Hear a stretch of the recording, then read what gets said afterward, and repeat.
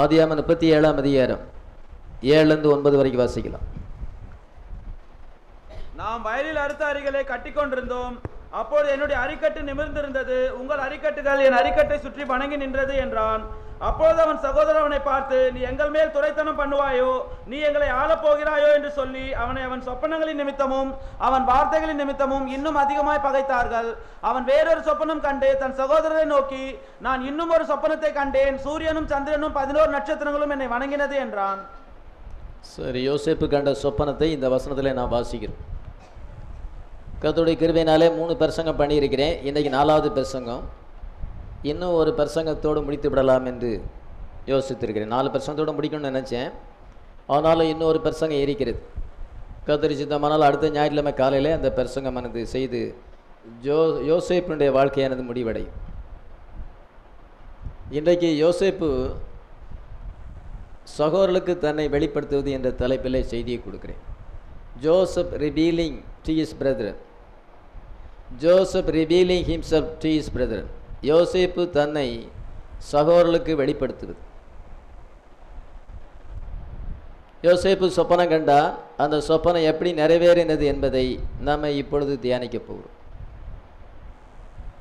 37ஆம் அதிகாரத்திலே 7-9 வரைக்கும் வாசிக்கும் பொழுது அவன் கண்ட 2 சொப்பனங்கள் அங்கே எழுதப்பட்டிருக்கிறது. அவனுடைய சகோதரமார்கள் 11 பேரும் வயலில் அறுவடை செய்கிறார்கள். கோதுமையை அறுத்து அதை ஒரு கட்டாக கட்டி கொண்டிருக்கும் பொழுது இவனுடைய கட்டு நிமிர்ந்து நிற்கிறது. மற்ற 11 கட்டுகளும் அதை சுற்றி தாழ விழுந்து வணங்கினது. இவ்விதமான ஒரு சொப்பனத்தை சொல்லுகிறான். சொப்பனம் சிம்பிள் ஃபார்மாக இருக்கிறது. அடையாள ரூபமாக எழுதப்பட்டிருக்கிறது. அந்த அடையாளத்துக்கு பின்னாலே ஒரு அர்த்தம் இருக்கிறது. அந்த அர்த்தம் தான் நிறைவேறுதலாக இருக்கிறது.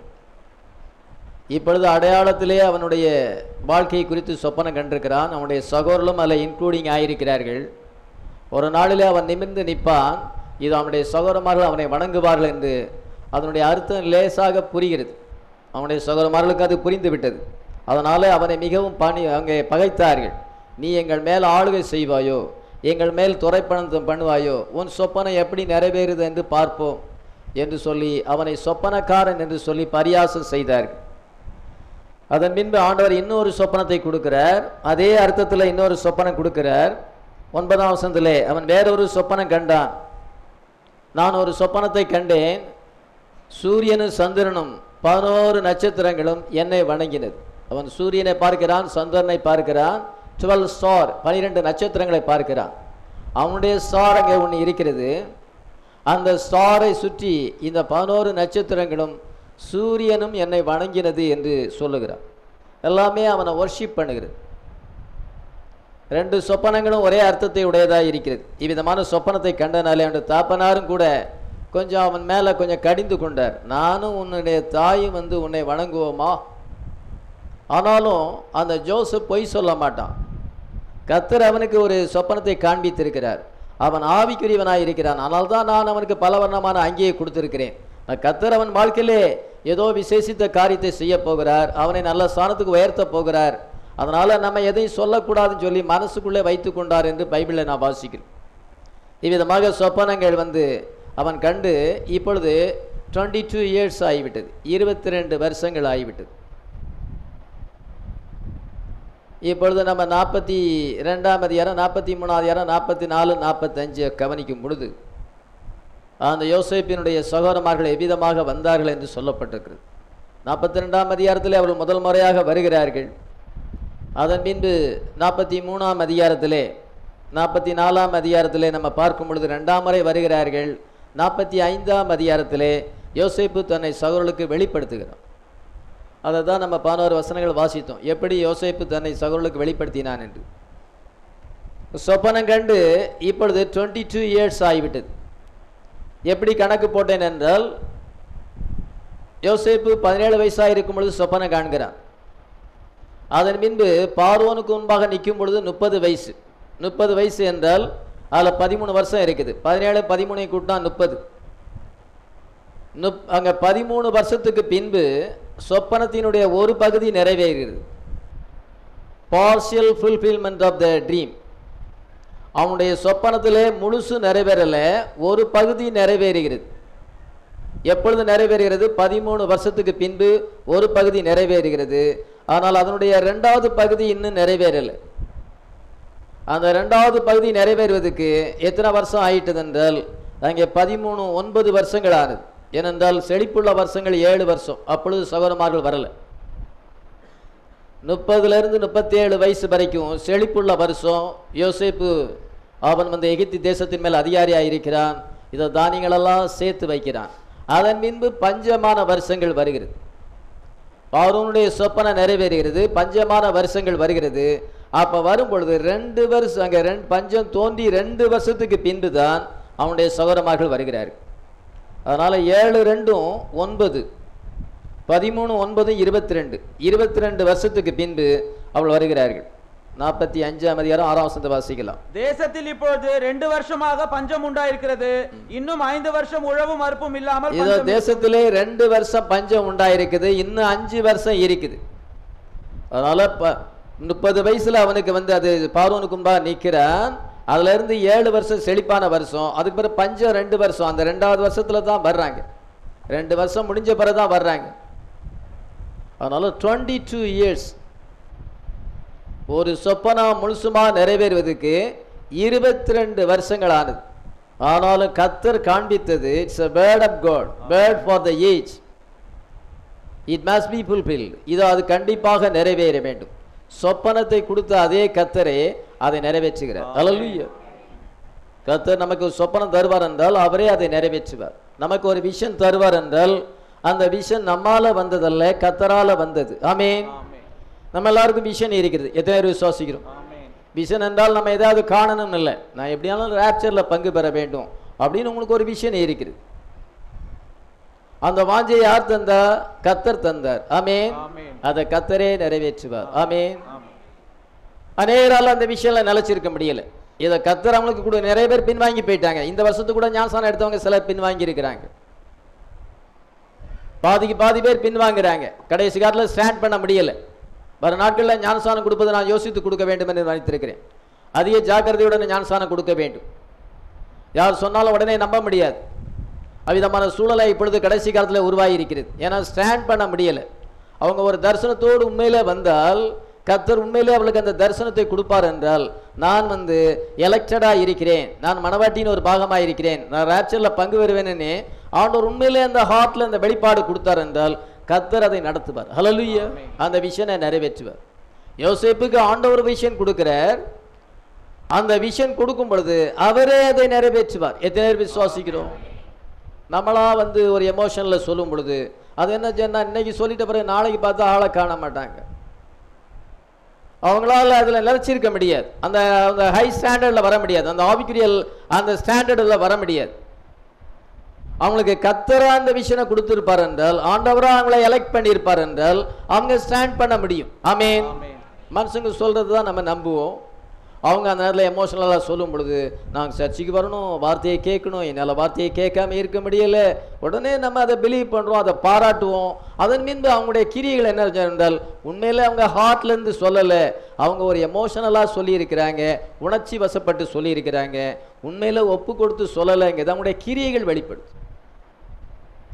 ஆனால் ஜோசப்புக்கு வந்து கர்த்தர் ஒரு விஷன் கொடுக்கும் பொழுது அவர் அந்த விஷன் கொடுத்தார் என்றால் அவர் அதை நிறைவேற்றுவார். ஆமென். இதை எனக்கான ஒரு விஷன் கொடுத்திருக்கிறார். இந்த சபையை வார்த்தையின் ஒழுங்குல கொண்டு சென்று ராப்சர் வரைக்கும் கொண்டு சொல்லணும். எந்த விதத்திலும் உலகத்தோடும் இதை மற்ற ஃபால்ஸ் டாக்டரினோடும் மனுஷனோடும் காம்ப்ரமைஸ் ஆகக்கூடாது. இது அபிதமான ஒரு விஷன் கொடுப்பார் என்றால் அதுல சில பாதிப்புகள் உண்டு, சில ரிஸ்க் உண்டு, சில வந்து சேலஞ்ச் உண்டு. எல்லாத்தையும் சந்திக்க கர்த்தர் பலத்தை தருவார். ஆமென். அதான் கர்த்தர் கொடுத்த விஷன். இப்ப ஜோசப்புக்கு அந்த விஷன் இருக்கிறது, அவனுடைய ஹார்ட்ல அது இருக்கிறது. அந்த ஹார்ட்டை விட்டு அது ஒரு நாள் நீங்கல. இதை கர்த்தர் எப்படி நடத்துவார் என்று அவன் கவனித்துக் கொண்டிருக்கும் பொழுது 22 இயர்ஸ் ஆனது. ஒரு வருஷம் 2 வருஷம் அல்ல. அந்த விஷன் ஆனது ஃபியூச்சர் விஷன் வந்து இப்பொழுது ஃபியூச்சர் வந்து பிரசன்டா மாறிவிட்டது. ஹல்லேலூயா. அதே போல வருங்காலத்தில் இது நடக்கும்னு எதிர்பார்த்து கொண்டிருந்தா அது ஃபியூச்சர் வந்து பிரசன்டா மாறி. மெகாசியல் சுவிதா விவாகம் வந்து இன்னும் நடக்கல, அவங்க எதிர்பார்த்துக்கிட்டு இருக்கிறாங்க. ஆனால் 19ஆம் தேதி என்ன செய்யும் என்றால் கர்த்தருடைய கிருபையினால அது வந்து ஃபியூச்சர் வந்து ப்ரெசென்ட்டாக மாறிடும். அதே போல தான் நம்ம வருகையை எதிர்நோக்கி இருக்கிறோம். இயேசு கிறிஸ்துவில் நம்ம சேர்க்கப்பட போகிறோம், அவரை காண போகிறோம், அவரோடு கூட நம்ம ஜீவிக்க போகிறோம். அது நமக்கு இப்பொழுது ஃபியூச்சராக இருக்கிறது. அந்த ராப்சர் ஒரு நாள் அது ப்ரெசென்ட்டாக மாறிடும். எத்தனை பேர் விசுவாசிக்கிறோம்? எல்லாமே அப்படிதான். ஆனால் நீங்க வந்து ஒரு சர்டன் பீரியட் வெயிட் பண்ண வேண்டியதா இருக்கிறது, பொறுமையோடு வெயிட் பண்ண வேண்டியதா இருக்கிறது. கர்த்தர் தான் அதை நிறைவேற்ற வேண்டும், நம்முடைய முயற்சினால் அதை சாதிக்க முடியாது. அல்ல ஜோசப் வந்து அவிதமாக வந்து வெயிட்டிங் ஃபார் த லார்ட், கர்த்தருக்காக காத்திருக்கும் பொழுது God fulfilled the vision. ஆமென். இப்பொழுது பாருங்க, அவனுடைய சகோதரமார்கள் வந்து அங்கே வந்து அவனை வணங்கினார்கள் என்று கொண்ட சொப்பனை எப்படி நிறைவேறுது பாருங்க. 42ஆம் அதிகாரம் 6ஆம் வசனத்தை வாசிக்கலாம். யோசேப்பு அத்தேசத்துக்கு அதிபதியா இருந்து தேசத்தின் ஜனங்கள் யாவருக்கும் விற்றான். யோசேப்பின் சகோதரர் வந்து முகங்குப்புற தரையிலே விழுந்து அவனை வணங்கினார்கள். ஏதோ முகங்குப்புற தரையிலே விழுந்து வணங்கினார்கள். பாருங்க, அவங்களை அறியாமலே அதை நிறைவேற்றுறாங்க. முகங்குப்புற யோசேப்பு அங்கே வந்து எகிப்துக்கு அதிபதியா இருக்கிறான், சிங்காசனத்தில் வீற்றிருக்கிறான். இப்பொழுது அந்த 10 சகோதரமார்கள் வருகிறாங்க. இது ஃபர்ஸ்ட் விசிட், செகண்ட் விசிட், தென் ரிவீலிங். அதுதான் நான் உங்களுக்கு சொல்ல போறேன். இந்த ஃபர்ஸ்ட் விசிட்ல என்ன செய்யறால், after 22 years they came to Joseph. இது அவள் யோசேப்பிடத்தில் வருகிறார்கள். அவங்க வந்து என்ன செய்யறாங்கன்னா, அவள் எல்லாருமே bow down themselves before him with their faces to the earth. Genesis 42 verse 6. Joseph was governor over the land, and it was that sold to all people of the land. இது அவன் எல்லாருக்கும் தானியத்தை வித்து கொண்டிருக்கும் பொழுது இவர்கள் தானியத்தை வாங்க வருகிறார்கள். பஞ்சத்தின் நிமித்தமாக கோதுமை வாங்க வரும் பொழுது யோசேப்புடைய காலில் முகங்குப்புற விழுந்து வணங்குகிறார்கள். பாருங்க, அன்னைக்கு அவன் ஒரு அரிக்கட்டாக கண்டான். அந்த அரிக்கட்டுகள் என்ன செய்யறால் இப்பொழுது எல்லாமே தாழ விழுகிறது. ஹல்லேலூயா. அந்த சொப்பனை நிறைவேறுதை அவன் காண்கிறான். ஹல்லேலூயா. கர்த்தர் நமக்கு ஒரு விஷயம் கொடுப்பார் என்றால் அது கண்டிப்பாக அவர் நிறைவேற்றுவார். நான் ரேப்சரில் போகிற மாதிரி இது விஷயம் பார்க்குறேன். ஒரு நாளில் நான் ரேப்சரில் போகிற மாதிரி பார்க்குறேன். நான் அப்படியே மேலே போகிற மாதிரி பார்க்குறேன். இயேசுவை நான் காண்கிறேன். இது அவரோடு கூட அந்த வெட்டிங் ஷப்பரில் இருக்கிறேன். பின்பு மில்லினியத்தில் வந்து அவரோடு கூட ஆளுகை செய்கிறேன். 1000 வருஷம் ஆளுகை செய்கிறேன். பின்பு ஒயிட் த்ரோன் ஜட்ஜ்மெண்ட்டில் கீழ்ப்படியாத ஆத்மாக்களை நியாயம் தீர்க்கிறோம். புத்தி இல்லாத கனிகளுக்கு இதை என்ன சேவ்டு பீப்புளுக்கு எட்டர்னல் லைஃப்பை கிராண்ட் பண்ணுகிறேன். இதை நான் அந்த எட்டர்னல் சிட்டியில் அவரோடு கூட நாங்கள் பிரவேசிக்கிறேன். ஹல்லேலூயா. அந்த நியூ ஜெருசலேம், அந்த நித்தியமான அந்த பட்டணத்துக்குள் பிரவேசிக்கிறேன். இதெல்லாம் நம்முடைய விஷன். எத்தனைக்கு அந்த விஷன் இருக்கு? விஷன் இருந்தால் அவங்க வாழ்க்கை அதை நிரூபித்து காண்பிக்கும். உங்கள் வாழ்க்கை வந்து அதுக்கேற்ற மாதிரி இருக்கும். உங்கள் வாழ்க்கை வித்தியாசமாக இருந்தால் உங்களுக்கு அந்த விஷன் இல்லைன்னு நிரூபிக்க முடியும். இதுதான் நம்ம விஷன். என்னுடைய விஷன் அதுதான், உங்களுடைய விஷன் அதுதான். ஜோசப் விஷன் வேற, நம்ம விஷன் இதுதான். நம்முடைய தரிசனம் அதுதான். ஒரு நாள் அவரோட கண்ணுமே பொழுதுல திடீர்னு பைபிள் படிச்சுட்டு இருக்கிறோம். இதோ ஆளை வந்து பின்னு நம்ம மேலே போயிருக்கோம். கண்ணுமே பொழுதுல போயிடும். That is our vision. எத்தனைக்கு அந்த விஷன் இருக்குது? இது ஒரு நாளில் அது நிறைவேறும். ஒரு நாளில் நம்ம அந்த பட்டணத்துக்குள்ள பிரவேசிக்கிறோம். ஒரு நாள் ஏடேனுக்குள்ள நம்ம 1000 வருஷம் மில்லினியத்துக்குள்ள நம்ம பிரவேசிக்கிறோம். ஒரு நாளில் நம்ம வந்து ஜட்ஜியா இருந்து உலகத்தில் இருக்க எல்லாம் மற்றவங்களை வந்து நியாயம் தீர்க்கிறோம். கீழ்ப்படியாத ஆத்மாக்கள், பின்வாங்கி போன ஆத்மாக்கள் வந்து அவளுக்கெல்லாம் நியாய தீர்ப்பை கொடுக்கிறோம். எத்தனை பேர் பின்வாங்கி போனாலும் அவளுக்கெல்லாம் நியாய தீர்ப்பை கொடுக்கிறோம். அதனால அது ஒரு நாள்ல அது இன்னைக்கு அது விஷனா இருக்கிறது. அது சீக்கிரத்திலே நிறைவேற போகிறது. ஆமென். நமக்கு 22 years ஆகாது, சீக்கிரத்தில் நிறைவேறும். எத்தனை பேர் விசுவாசிக்கிறோம்? சொல்ற வேர்டு வந்து எமோஷனலுக்காக சொல்ல, ரியல். அது காட்ஸ் வேர்ட் இஸ் இன்ஃபாலபிள். கர்த்தருடைய வார்த்தை மாறாது. எத்தனை பேர் விசுவாசிக்கிறோம்? God's word is eternal. அது நித்தியமானது. அது கண்டிப்பாக நிறைவேறும். இப்பொழுது முகங்குப்புற விழுகிறார்கள். ஃபர்ஸ்ட் விசிட்ல, இரண்டாவது விசிட்ல காணிக்கை கொண்டு வந்து அவனை வணங்குகிறார்கள் என்று சொல்லப்பட்டிருக்கு. 43ஆம் அதிகாரம் 26ஆம் வசனத்தை வாசிக்கலாம். யோசேப்பு வீட்டுக்கு வந்தபோது அவர்கள் தங்கள் கையில் இருந்த காணிக்கையை வீட்டுக்குள் அவனிடத்தில் கொண்டு போய் வைத்து தரை மட்டும் குனிந்து அவனை வணங்கினார்கள். Genesis 43 verse 26. And when Joseph came home, they brought him the present which was in their hand into the house and bowed themselves to him to the earth. காணிக்கைகளை கொண்டு வந்து அவனுடைய பாதத்திலே வைத்து முகங்குப்புற விழுந்து வணங்குகிறார்கள். ஹல்லேலூயா. 2 முறை முகங்குப்புற விழுகிறார்கள். ஏதோ அவன் வந்து பார்க்கிறான், இப்பொழுது 11 நட்சத்திரங்களும் அவனை வணங்குகிறது. ஹல்லேலூயா. இதோ 11 அரிக்கட்டுகளும் கீழே விழுகிறது. Vision is fulfilled. Hallelujah. After 22 years, now the vision fulfilled. இப்பொழுது அந்த தரிசனமானது நிறைவேறிவிட்டது. அவனுடைய பெயர் இப்பொழுது யோசேப்பு அல்ல, சாப்நாத் பெனாயா, ரிவீலர் ஆஃப் சீக்ரெட், ரகசியங்களை வெளிப்படுத்துகிறவன். யோசேப்பு வந்து Joseph was a perfect type of Jesus Christ. இயேசு கிறிஸ்துவுக்கு ஒரு முன்னடையாளமாக இருக்கிறான். கர்த்தராகிய இயேசு கிறிஸ்து மரணத்தையும் பாதாளத்தையும் பிசாசை ஜெயித்து 3ஆம் நாளிலே உயிர்த்தெழுந்து தேவனுடைய சிங்காசனத்தில் வீற்றிருக்கிறார். ஆமென். அவருடைய பெயர் இப்பொழுது Zaphnath Paaneah, revealer of the secret. ஹல்லேலூயா. ரகசியங்களை வெளிப்படுத்துகிறார். மனுஷகுமாரனுடைய ஊழியம் மறுபடியும் வந்திருக்கிறது. அவர் எல்லா நாமத்திற்கும் மேலான நாமத்தை உடையவராயிருக்கிறார். வானோர் புதனத்தார் பூமியின் கீழானோர் யாவுடைய முழங்காலும் முடங்கத்தக்கதாக இயேசுவே கர்த்தர் என்று அறிக்கை பண்ணும்படியாக எல்லா நாமத்திற்கும் மேலான நாமத்தை பெற்றிருக்கிறார். ஆமென். இதோ வானத்திலே பூமியிலே சகல அதிகாரமும் எனக்கு கொடுக்கப்பட்டிருக்கிறது. மத்தேயு 28ஆம் அதிகாரம் 18ஆம் வசனத்தில் வாசிக்கிறோம். தேர் இஸ் ஜெனரல், வானத்திலேயும் பூமியிலேயும் சகல அதிகாரமும் எனக்கு கொடுக்கப்பட்டிருக்கிறது. There is no other name given under heaven whereby a man could be saved. இயேசு கிறிஸ்துவின் நாமமே அல்லாமல் வேறொரு நாமம் கட்டளையிடப்படவில்லை. இது அவருடைய நாமம் எல்லா நாமத்துக்கும் மேலான நாமமாயிருக்கிறது. எப்படி யோசேப்பு எல்லா அதிகாரத்தையும் பெற்றிருந்தானோ அதே போல இவர் வானத்திலே பூமியிலே சகல அதிகாரம் எனக்கு கொடுக்கப்பட்டிருக்கு என்று இயேசு சொல்லுகிறார். ஆமென். Jesus is greater than Joseph. Hallelujah. எகிப்து மேல மட்டும்தான் அவனுக்கு அதிகாரம் இருந்தது. இயேசு கிறிஸ்துக்கு வானத்திலே பூமியிலே சகல அதிகாரம் கொடுக்கப்பட்டிருக்கு. Hallelujah. He is greater than Joseph. Our Jesus is greater than Joseph. Hallelujah. யோசேப்புக்கு கிடைத்த குளோரியை காட்டிலும் உங்களுக்கு அதிகமான மகிமை ஆண்டவர் கொடுக்கிறார். Hallelujah. Body change. Hallelujah. Rapture millennium. இதோ அதை விட அதிகமான குளோரியை நமக்கு தருகிறார். நம்முடைய ஜீசஸ் நமக்கு தருகிறார். அதனால் இப்பொழுது விஷயனுடைய ஒரு பகுதி நிறைவேறி இருக்கிறது. 13 இயர்ஸுக்கு பின்பு 17 வயசுல சொப்பனம் காண்கிறான். 13 இயர்ஸுக்கு பின்பு என்ன செய்யறார் என்றால் 30th இயர் 30வது வருஷத்திலே அங்கே ஒரு விஷயம் நிறைவேறுகிறது. அவனுடைய கட்டு நிமிர்ந்து நிற்கிறது. ஹல்லேலூயா.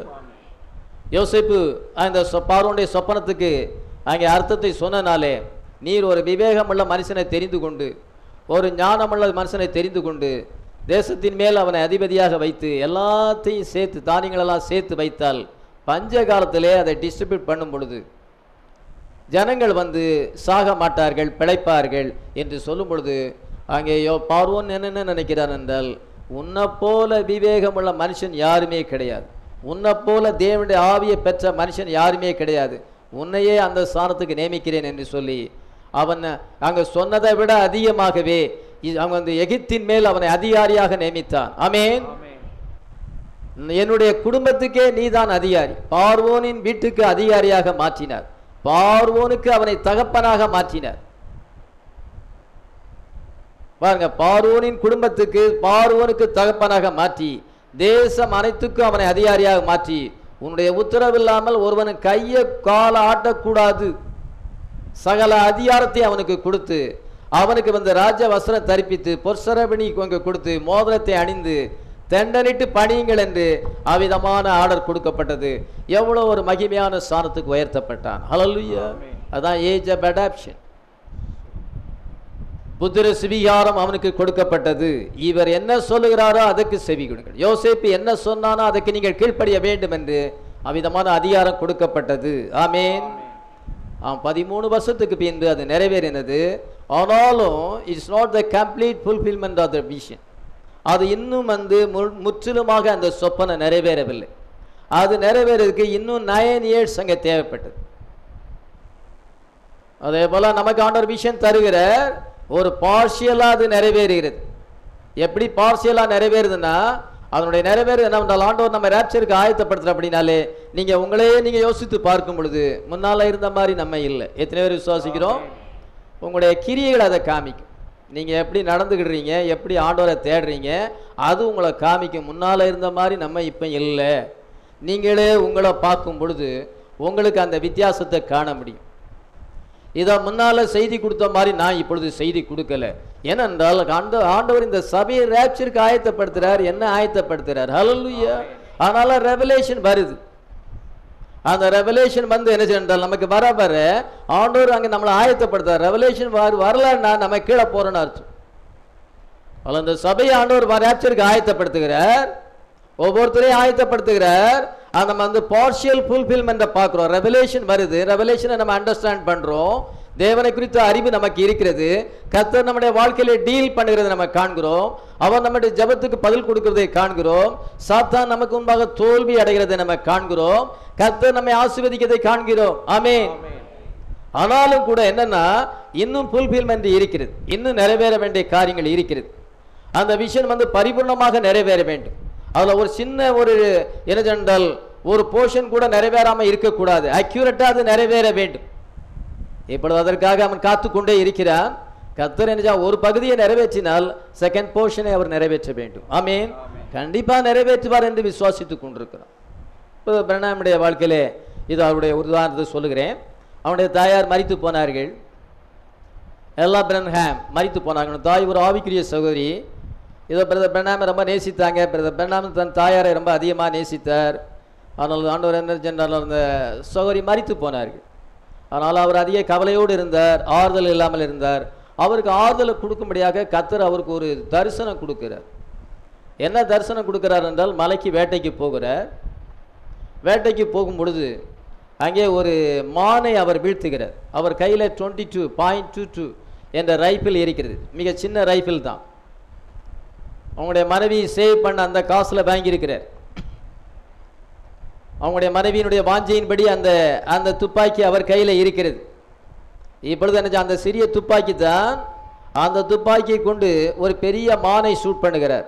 அதனுடைய கொம்பை அளந்து பார்த்தால் கரெக்டாக 42 இன்ச்சஸ் இருக்குது. அதன் பின்பு அவர் மலை உச்சிக்கு போகிறார்.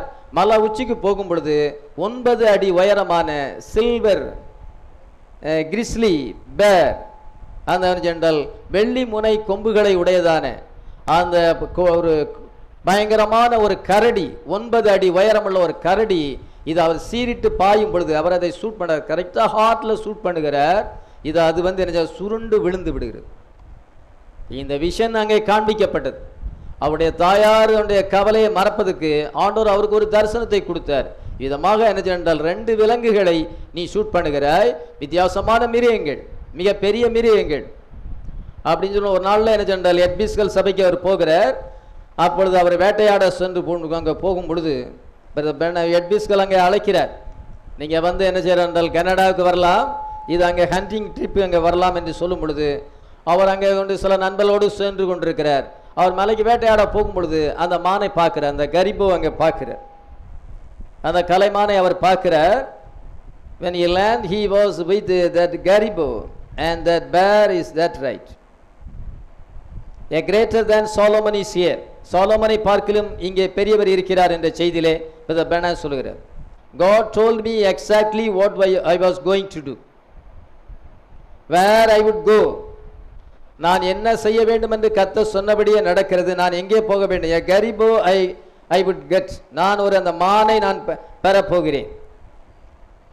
a man would have a green checkered shirt on.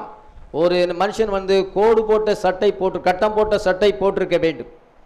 and would kill a grizzly bear before I got back. I said the horn would be exactly 42 inches high.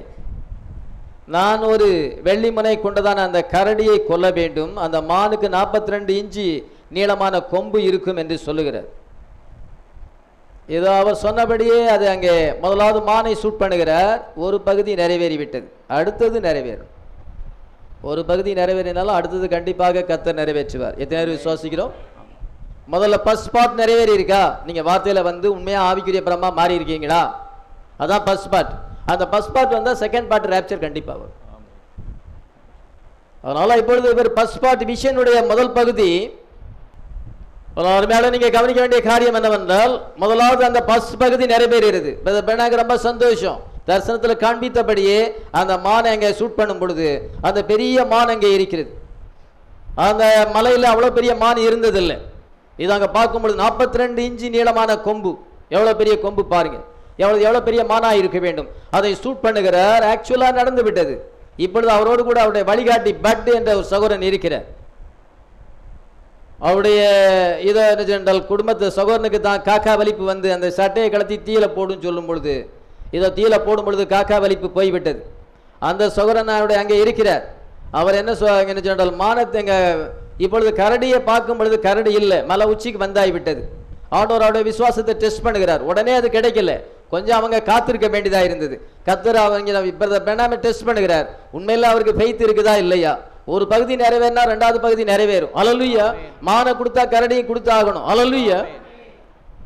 அதனால இப்பொழுது என்ன என்றால் அங்கே தேடி பார்த்தா இல்லை. பட் சொல்லுகிறார், என்ன சொல்லுகிறார் என்றால் அந்த வழிகாட்டி சொல்லுகிறார், கத்தர் உம்முடைய ஜெபத்தை கேட்டு என்னுடைய சகோனுக்கு காக்கா வலிப்பிலிருந்து விடுதலை தந்தார், உம்முடைய தரிசனங்கள் எல்லாம் நிறைவேற்றி இருக்கிறார். ஆனா இப்போ கரடியை காணலையே. இந்த மலையில இதே மாதிரி கரடியை நான் பார்த்ததே இல்லை, இங்க சொன்ன மாதிரி கரடியை நான் பார்த்தது இல்லை என்று சொல்லும் பொழுது, நீங்க கரடியெல்லாம் ஷூட் பண்ணியிருக்கீங்களா? எத்தனையோ கரடியை ஷூட் பண்ணியிருக்கிறேன், ஆனா இந்த மாதிரி 9 அடி உயரம் உள்ள இந்த வெள்ளி முனைகளை கொம்புகளை கொண்டதான இவ்வளவு பயங்கரமான கரடியை நான் ஒரு நாள் ஷூட் பண்ணது இல்லை. இங்க அந்த மலையில அத மாதிரி நான் கரடியை பார்த்ததே இல்லைன்னு சொல்லும் பொழுது பெர்னாமுடைய விசுவாசம் சோதிக்கப்படுகிறது. அதனால மானு கிடைச்சிட்டு அது நிறைவேறிட்டு போதும் அப்படின்னு இல்லை, ஆண்டவர் எல்லாத்தையுமே நிறைவேற்றுவார். ஹல்லேலூயா. ஒருவேளை அந்த மாதிரி கரடி இல்லாட்டாலும் அவர் யெகோவாயிராய் இருக்கிறார். ஆமென். அவர் அந்த கரடியை உருவாக்க முடியும். ஆமென். அவர் அந்த கரடியை உருவாக்க முடியும் என்று பெர்னாஸ் சொல்லுகிறார். அப்படி சொல்லும் பொழுது அவங்க அந்த பைனாக்குலர் வழியா பார்த்து கொண்டிருக்கும் பொழுது அங்க மலையில உச்சில பார்க்கும் பொழுது 500 அடி தூரத்துல அந்த கரடி நிக்குது. ஹல்லேலூயா. உடனே அவர் நண்பர் பட்டிட சொல்லுகிறார், நீ பாரு என்ன பாரு, நான் நிற்கப்பார் 500 அடி தூரத்தில். நீங்க பக்கத்துல போகாதங்க, அது ரொம்ப ஆவேசமா சீரும், கடிச்சு கொதறிடும். அதனால என்ன செய்தால் தூரத்துல இருந்து 200 அடி தூரத்துல இருந்து முதுகுல ஷூட் பண்ணி அதனுடைய பலத்தை கம்மி பண்ணிட்டு அதன் மீன்பு ஹார்ட்ல ஷூட் பண்ண சொல்லும் பொழுது என்ன சொல்லுகிறார், இல்ல நான் 50 அடி பக்கத்து 50 அடி தூரத்துல போய் ஷூட் பண்ணணும். அது தர்சனத்துல அப்படிதாங்க 50 அடி தூரத்துல இந்த சின்ன ரைஃபிளை வச்சுதான் கரெக்டா ஒரே ஷாட்ல வந்து ஹார்ட்டுக்கு நேரா தான் ஷூட் பண்ணணும், முதுகுலாம் ஷூட் பண்ணணும். தரிசனம் அபிதமா தான் கண்டேன், அதனால கத்தர் உதவி செய்வார்னு சொல்லி அவர் பக்கத்துல போயிட்டு என்ன சென்றால் ஹார்ட்ல ஷூட் பண்ணும் பொழுது அந்த கரடி உருண்டு உருண்டு வந்து விழுந்தது. ஹல்லேலூயா. I had a little bit rifle and just as he turned looked at me I shot him right smack in the heart. அது அவரை பார்த்து பயங்கரமாக அது சீறினது. இத பெனா என்ன சென்றால் கரெக்டா ஹார்ட்ல ஷூட் பண்ணிட்டார். ஹல்லேலூயா. Here he rolled over the hill like that as hard as he could come. But stood there turning white in the mouth. இத பட்டுங்க பார்த்து பயந்து போயிட்ட, ஷாக் ஆகி போச்சு. என்ன தரிசனம் கரெக்டா நிறைவேறும். Hallelujah. How many realize that what bride is? இத மனவாட்டிக்கு என்ன சென்றால் அவிதமாகத்தான் கர்த்தர் நிறைவேற்றுவார். ஆமென். அந்த சின்ன துப்பாக்கி வந்து தேவனுடைய வார்த்தையா இருக்குது, எளிமையான தேவனுடைய வார்த்தை. ஹல்லேலூயா. எளிமையான தேவனுடைய வார்த்தையை கொண்டு இதோ நம்ம ஷூட் பண்ண முடியும். ஹல்லேலூயா. பெர்னாமுக்கு ஆண்டவர் இந்த வெளிப்பாடான வார்த்தையை கொடுத்திருந்தார். அது மிக எளிமையான ஒரு செய்தி தான். அந்த செய்தியை கொண்டு அவர் என்ன சென்றால் இதோ அங்கே 42 இன்ச்சு 42 பிரசிடென்ட் வந்திருக்கிறாங்க அமெரிக்காவில். இதை என்ன சென்றால் அந்த அமெரிக்கா ஒரு சாதுவான ஒரு மிருகம் தான். அதனால அது வந்து கரடி அல்ல, அது மான் தான். அதை வீழ்ச்சி விட செய்கிறார். அந்த பாபிலோன் அது வந்து செகண்ட் பாபிலோன். அந்த பாபிலோன் வீழுகிறது. இத கரடி ரோமாபுரி, அந்த ரோமாபுரியின் தேவனுடைய வார்த்தையை கொண்டு வீழ்த்துகிறார். அந்த பஸ் பாபிலோனும் வீழ்ச்சி அடைகிறது. பாபிலோன் விழுந்தது. அதை ஷூட் பண்ணும் பொழுது விழுந்தது. ஹல்லேலூயா. எத்தனை விசுவாசிக்கிறோம்? பெர்னாமுடைய மெசேஜ் அமெரிக்காவுக்கு விரோதமானது, ஹாலிவுட்டுக்கு விரோதமானது. அது ஒரு பாபிலோன் விழுந்தது, மகா பாபிலோன் விழுந்தது. இதோ ரோமாபுரி விழுந்தது. கடைசியா என்ன என்றால் இது அவருடைய வார்த்தையை கொண்டு என்ன என்றால் அதுக்கு கண்டமினேஷன் கொடுத்து கொண்டு போகிறார். அது என்ன என்றால் விழ வேண்டிய நேரத்தில் நம்ம இருக்கோம். இப்பொழுது வீழ்ச்சி அடைந்து கொண்டிருக்கிறது. ஹல்லேலூயா.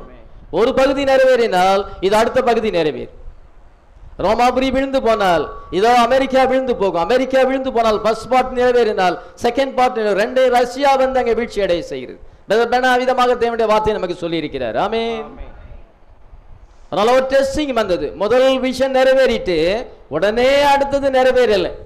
மான் கிடைச்ச உடனே அடுத்த செகண்ட்ல அப்படி திரும்பி பார்த்த உடனே நாங்க கரடி நிக்கல, கரடியே காணவில்லை. இதோ சந்தேகம் ஏற்படுது, பட் என்கிற ஒரு சந்தேகம் ஏற்படுகிறது.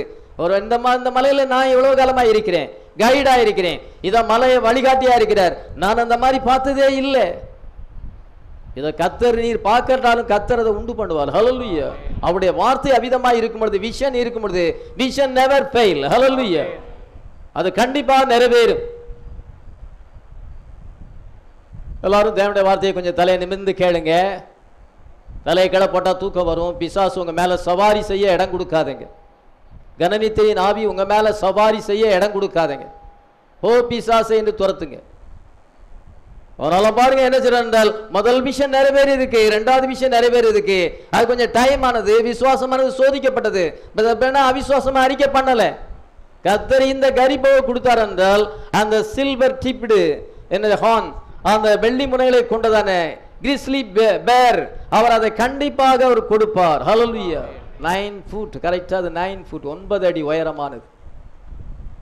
நம்மெல்லாம் 9 அடி உயரம் கிடையாது, நம்ம 6 அடி மேக்சிமம் இருக்கலாம். 9 அடி உயரம்னா எவ்வளவு பெரிய கரடின்னு பாருங்க, எவ்வளவு பயங்கரமான மிருகன் பாருங்க. நமக்கு ஆண்டவர் இந்த தரிசனத்தை கொடுத்து அதை நிறைவேற்றவும் செய்தார். தரிசனம் காண்பது ஈஸி, நல்லா இருக்கும், ஆனா நிறைவேறுவது பயங்கரம். அந்த கரடியை ஷூட் பண்ண பக்கத்துல போறது பயங்கரம். இங்க பாருங்க என்ன சொன்ன, யோசேப்புக்கு அந்த 9 இயர்ஸ் அவன் வெயிட் பண்ண வேண்டியதா இருந்தது. சொப்பனம் ஒரு பகுதி நிறைவேற்றி விட்டது என்றால் அடுத்த பகுதியை கத்தர் கண்டிப்பா நிறைவேற்றுவார். ஆமென். இன்னைக்கு நம்ம செகண்ட் பார்ட்டுக்காக காத்து கொண்டிருக்கிறோம். நம்மை வார்த்தையில கொண்டு வந்தார், நம்மை ஆவிக்குரியபரமாக மாற்றினார், நம்மை வெளிப்பாட்டுக்குள்ளே கொண்டு வந்தார். இதை நமக்கு அந்த ஆவியிலே களி கூறும்படியாக கிருபை தந்து கொண்டிருக்கிறார். இவ்விதமாக கத்தர் செய்யும் பொழுது மற்ற யாருக்கும் செய்யாதபடி நம்ம செய்கிறார். நம்ம வார்த்தையில ஸ்டாண்ட் பண்ணுகிறோம். இது அநேகர் பின்வாங்கி போனார்கள். அப்படி இருக்கும் பொழுது அருமையான நெக்ஸ்ட் பார்ட் நிறைவேற வேண்டும். ஆமென். இப்பொழுது யோசேப்பு என்ன களஞ்சியத்தை திறந்து எல்லாருக்கும் தானியத்தை விற்று கொண்டிருக்கிறான். எகிப்தில் உலகம் மட்டுமல்ல, இதோ பக்கத்தில் இருக்கிற எல்லா நாட்டில் இருந்தவங்க, உலகம் எங்கிலும் பஞ்சம். அதனால எல்லா நாட்டில் இருக்கிறவங்களும் வந்து இதை தானியத்தை வாங்க வர்றாங்கன்னா உலகத்துக்கே அவன் தானியத்தை சேர்த்து வச்சிருந்தான். ஆமென். அவன் பண்டகசாலைகளை திறந்து எல்லாத்துக்குமே தானியத்தை விற்று கொண்டே இருக்கிறான். Genesis chapter 41 verse 56 and 57. ஆதியாகமம் 41 56 57. தேசமெங்கும் பஞ்சம் உண்டானபடியால் யோசேப்பு களஞ்சியங்களை எல்லாம் திறந்து எகிப்தியருக்கு விற்றான். பஞ்சம் எகிப்து தேசத்தில் வர வர கொடிதாயிற்று. சகல தேசங்களிலும் பஞ்சம் கொடிதா இருந்தபடியால் சகல தேசத்தார்களும் யோசேப்பிடத்தில் தானியம் கொள்ளும்படி எகிப்துக்கு வந்தார்கள். 57ஆம் வசனத்துல என்ன வாசிக்கிறோம் என்றால், all countries came into Egypt to Joseph for to buy corn, because that the famine was so sure in all lands. இதோ தேசமெங்கிலும் பக்கத்தில் இருக்கிற நாட்டுகள் எல்லாம் பஞ்சம். அதனால பக்கத்து நாட்டில் இருக்கிறவங்க எல்லாம் இப்பொழுது யோசேப்பினுடைய சகோதரமார்கள், அவனுடைய தகப்பனார் எல்லாருமே கானான் தேசத்தில் இருக்கிறாங்க. எகிப்துக்கு தானியம் வாங்கும்படியாக அவர்களும் வருகிறார்கள். இப்படி பல நாட்டை சேர்ந்தவர்களெல்லாம் தானியம் வாங்க வருகிறார் என்றால் அவன்கிட்ட எவ்வளவு ஃபுட் ஸ்டோர் பண்ணியிருப்பான்னு பாருங்க. 7 இயர்ஸ் அவன் எவ்வளவு தானியங்களை சேர்த்து வைத்திருப்பான். தன்னுடைய நாட்டுக்கு கொடுத்தது மட்டுமல்ல, அவன் எல்லாத்துக்குமே அதை விற்கிறான். Joseph opened the storehouse and sold the corn. இதோ அவன் வந்து பண்டக சாலைகளை திறந்து, அவன் யோசேப்பு களஞ்சியங்களை எல்லாம் திறந்து, and the famine was over all the face of the earth, and Joseph opened all the storehouses and sold unto the Egyptian, and the famine was sore in the land of Egypt. பஞ்சம் மிக கொடியதாய் இருந்தது. இதோ அந்த பண்டகசாலைகளை திறந்து களஞ்சியங்களை திறந்து எல்லாருக்கும் தானியங்களை விற்கிறான். ஆமென். அதனால அவனை சொல்லலாம், என்ன சொல்லலாம்னா சேவியர் ஆஃப் த வேர்ல்ட். இயேசு கிறிஸ்து எப்படி இருக்கிறார்? Saviour of the world. ஹல்லேலூயா. உலக ரட்சகர் இயேசு, உலக ரட்சகர். யோசேப்பு அதுக்கு அடையாளமாக இருக்கிறான். ஜனங்களுக்கு நேச்சுரல் ஃபுட்டை கொடுத்து நேச்சுரல் லைஃபை காப்பாற்றுவதற்காக ஆண்டவர் அங்கே ஜோசப்பை அங்கே ஏற்படுத்தினார். இயேசு கிறிஸ்து வந்து இதை யோசேப்பை காட்டிலும் பெரியவராக இருக்கிறார். ஹல்லேலூயா. Saviour of the world. இயேசு உலக ரட்சகர். தமிழ் பாட புஸ்தகத்தில் இயேசு உலக ரட்சகர் என்ற அந்த வேர்டை அங்கே எழுதிட்டாங்க. அதுக்கு மற்ற பாரதிய ஜனதா மற்ற இந்து அமைப்புகளில் வந்து அந்த வார்த்தையை நீக்கணும்னு சொல்லி போராடினதாக சில வருடங்களுக்கு முன்பாக நான் பேப்பரில் வாசித்தேன். முடிவு என்ன ஆச்சுன்னு எனக்கு தெரியலை. அதனால் தமிழ்நாடு கவர்மெண்ட் தமிழ் பாட புஸ்தகத்திலேயே இயேசு உலக ரட்சகர்னு எழுதப்பட்டாகிவிட்டது. ஆண்டவர் அதை அனுமதித்திருக்கிறார். எத்தனை பேர் இயேசு உலக ரட்சகர்னு விசுவாசிக்கிறோம்? அவங்க ரட்சிக்கப்படலைன்னா அவங்க மேலே தான் மிஸ்டேக். அவர் எல்லாரையுமே ரட்சிக்க முடியும். அல்லேலூயா. அவர் உலக ரட்சகர் தான். ரட்சிக்கப்படலைன்னா அது உன் மேலே இருக்க ஃபால்ட். பின்வாங்கி போனாங்களா அது அவங்க மேலே இருக்க ஃபால்ட். ஆனால் இயேசு உலக ரட்சகராக தான் இப்பொழுதும் உலக ரட்சகராக இருக்கிறார். எத்தனை பேர் விசுவாசிக்கிறோம்? தான் யோசேப்பு எல்லாருக்கும் தானியத்தை கொடுத்து அவங்களுடைய உயிரை காப்பாற்றினான். ஆனால் இயேசு கிறிஸ்து என்ன செய்கிறார் என்றால், open the storehouse. Jesus did more by bringing a saving from spiritual death and physical death.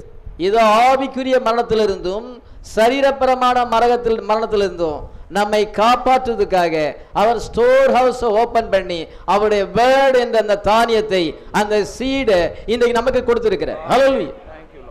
இந்த கடைசி காலத்தில் என்ன செய்கிறார் என்றால், அவர் தன்னுடைய களஞ்சியங்களை பண்டசாலைகளை முற்றிலுமாக திறந்து இதை எல்லா தானியத்தையும் நமக்கு டிஸ்ட்ரிபியூட் பண்ணுகிறார். ஹல்லேலூயா.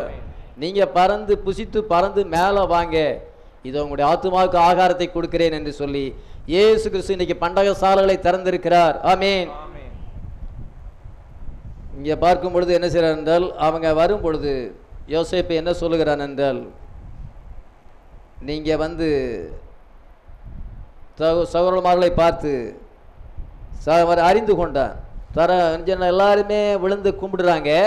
கவனிச்சு பாருங்க, இது ஒரு நல்ல ஸ்டோரி. இந்த ஸ்டோரியை கேட்கும் பொழுது தூக்கம் வருதுன்னா உங்களை போல மோசமான ஆத்மா உலகத்திலே இருக்க முடியாது. ஜோசப் ஸ்டோரி கேட்கும் பொழுது தூக்கம் வந்தாலும் அது போயிடணும். அது டல்லா இருக்க சொல்லாது. எப்பவும் டல்லாவே இருக்கக்கூடாது. முழு நேரமும் டல்லா இருக்கக்கூடாது. கத்துடைய வாழ்க்கையில் வரும்போது டல்லா இருக்கக்கூடாது. நம்முடைய செவியை கூர்மையா தீட்டிக் கொள்ள வேண்டும். அது மேல இப்போ எல்லாரும் அவனை வணங்குகிறார்கள். அப்பொழுது அவன் பார்க்கிறான், இதோ சொப்பனை நிறைவேறுகிறது. ஹல்லேலூயா. அன்னைக்கு கதிர்கட்டா பார்த்தேன், நட்சத்திரங்களா பார்த்தேன், இன்னைக்கு மனுஷங்களா பார்க்கிறேன், என்னுடைய சகோதரமார்கள். ஹல்லேலூயா. இதோ ரூபன், சிமியோன், லேவி, யூதா, இசக்கார், செபுலோன், காத், ஆசேர் என்ன செய்தால் எல்லாம் அப்படியே விழுகிறத பார்க்கிறான். 22 வருஷத்துக்கு பிறகு இப்பொழுது அவங்கள பார்க்கிறான். சில ஆத்மாக்கள் கத்தரை விட்டு பின்வாங்கி போயிடும். நான் யோசிப்பேன், இந்த ஆத்மாவை ஆண்டவர் நமக்கு கண்ணில் காட்டுவாரா காட்ட மாட்டாரான்னு யோசிப்பேன். சில ஆத்மாவை ஆண்டவர் கண்ணில் காட்டாத அளவுக்கு கொண்டு போயிடுவார். சிலர் ஆண்டவர் உலகத்தை விட்டே எடுத்துக்கிடுவார். அதனால என்னன்னா, நான் என்ன நினைப்பேன்னா, கண்டிப்பாக நியாய தீர்ப்பு நாளில் எனக்கு முன்னால் நின்று தான் ஆகணும். நான் பிரைடாக இருப்பேன் என்றால் எனக்கு முன்னால் நின்று தான் ஆகணும். ஹல்லேலூயா. கண்ணில் கண்டிப்பாக இந்த உலகத்தில் பார்க்காட்டாலும் ஒரு நாளில் பார்ப்போம். நமக்கு விரோதமாக தீங்கு செய்தவர்கள், நம்முடைய வார்த்தைக்கு கீழ்ப்படியாதவர்கள், தேவனுடைய வார்த்தையை அவமதித்தவர்கள் எல்லாரையும் கண்டிப்பாக நியாய தீர்ப்பு நாளில் நிற்க தான் செய்வாங்க. அதனால பாருங்க, என்ன செய்யறால் அன்னைக்கு கண்டிப்பா பார்க்க தான் போறோம். இப்பொழுது என்ன செய்யறாங்கன்னா, 22 வருஷத்துக்கு பின்பு அவங்கள பார்க்கிறான். அவங்கள பார்த்து 22 வருஷம் ஆகிவிட்டது. அவனுக்கு அப்பொழுது என்ன சென்றால் 17 வயசு. இப்பொழுது 22 வயசை நீங்க கூட்டிக் கொள்ளுங்கள் என்றால் எத்தனை வயசு ஆகுது சொல்லுங்க பார்க்கலாம்? 39 வயசு ஆகுது.